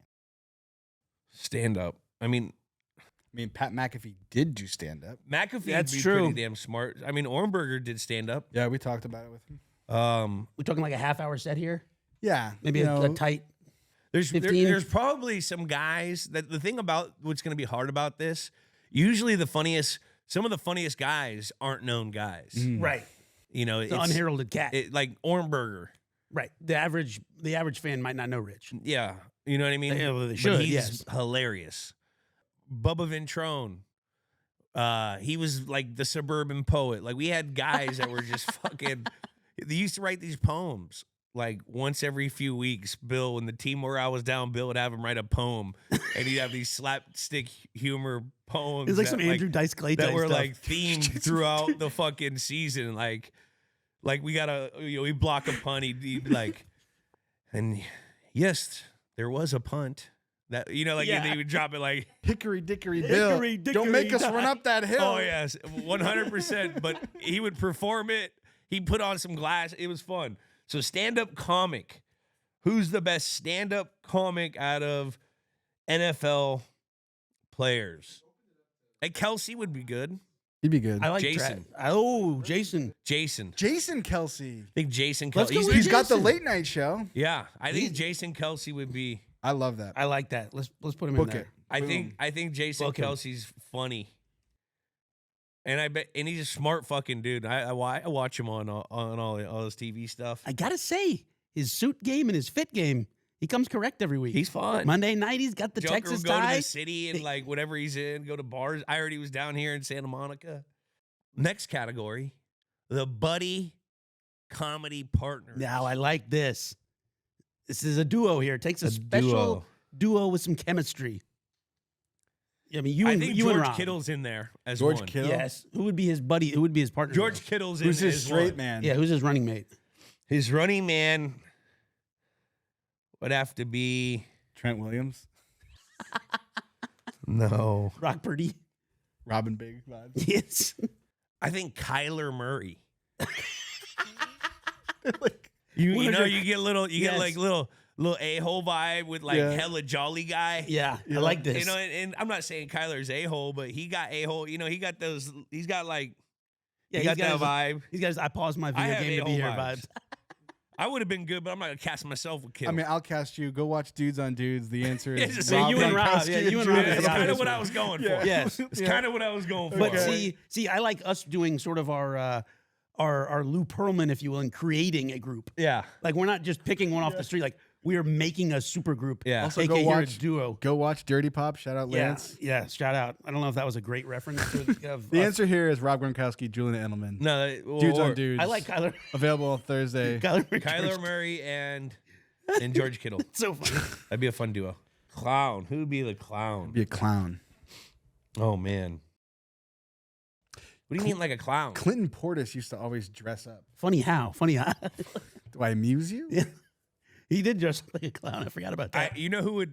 I'll tell you right now. He's not a clown, but he would do a really good clown. I hope we're thinking the same person right now. The guy That's right. he would try really hard at being that clown. Like if he got like if the ESPYs asked him to be a clown, he would do that.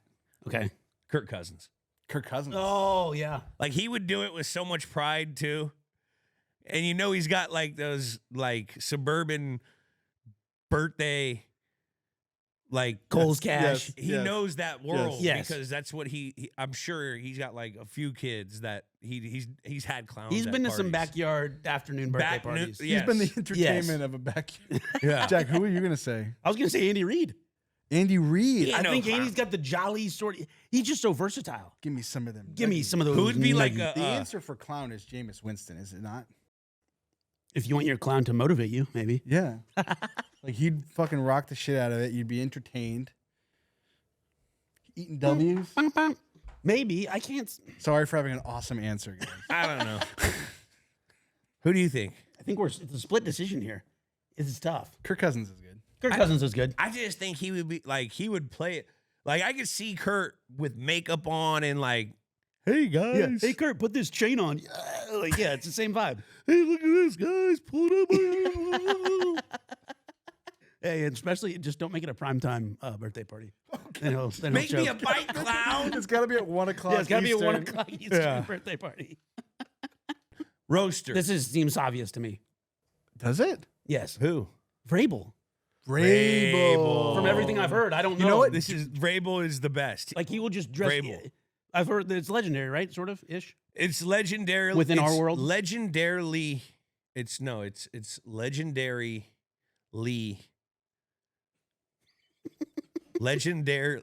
legendarily,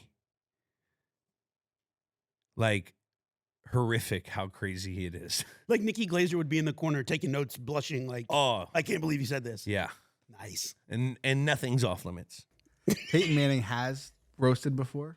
Yeah, but Peyton's too. He's too. I mean, he's ESPN. He doesn't go for. He gives like dad joke humor. Vrabel will go for your fucking neck. He's like the old school smoky roast from the 50s. Yeah. Yeah, That's the right answer. which is great. That's the right answer. All right, what's our next one? We have anything else? We have two more. Two more.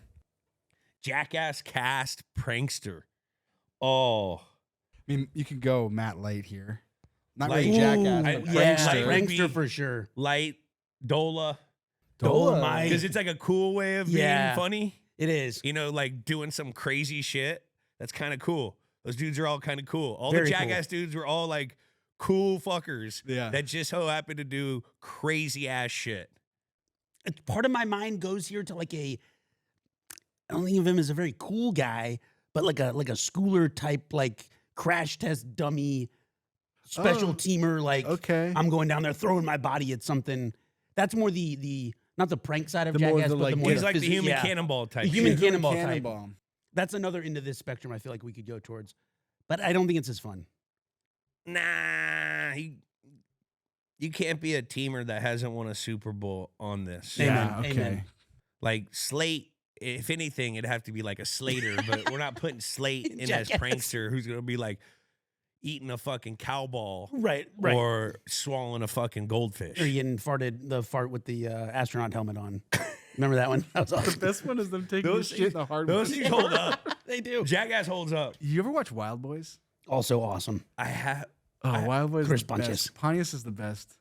We should reboot Wild Boys. I used to You should. love all those MTV shows like that, and then who was the the Bam Margera show. Bam? I loved Bam. I loved Rob Dyrdek. All the skate Robin Big culture was guys, great. like their shows were so fun to me.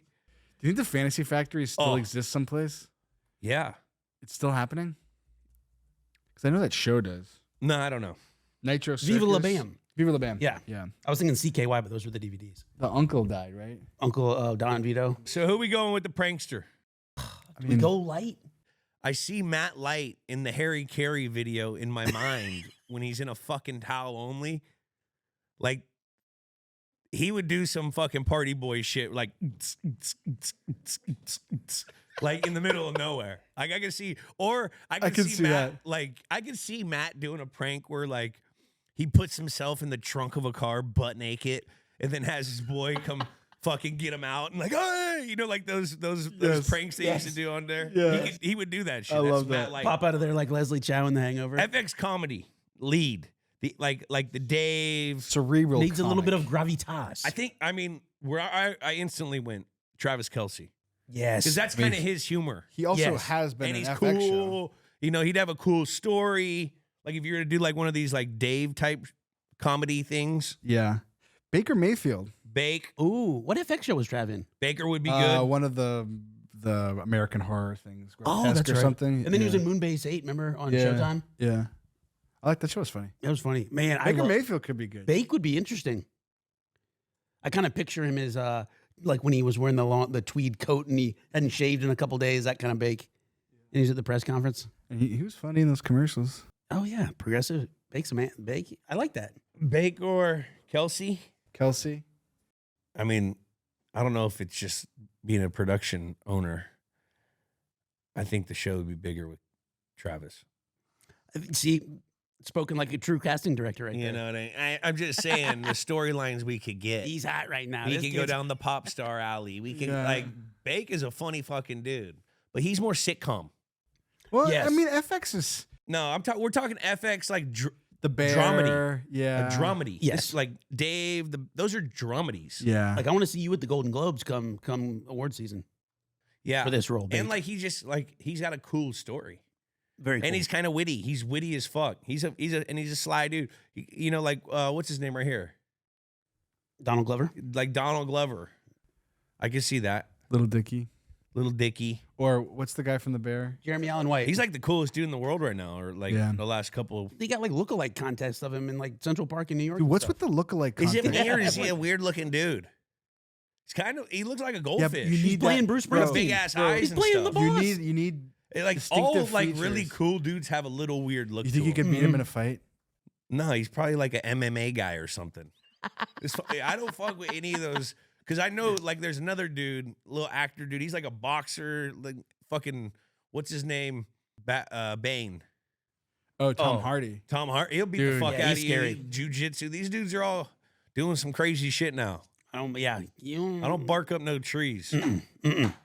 Keep it moving. I'll fucking those days are over. But what a game. Thanks again to Rich.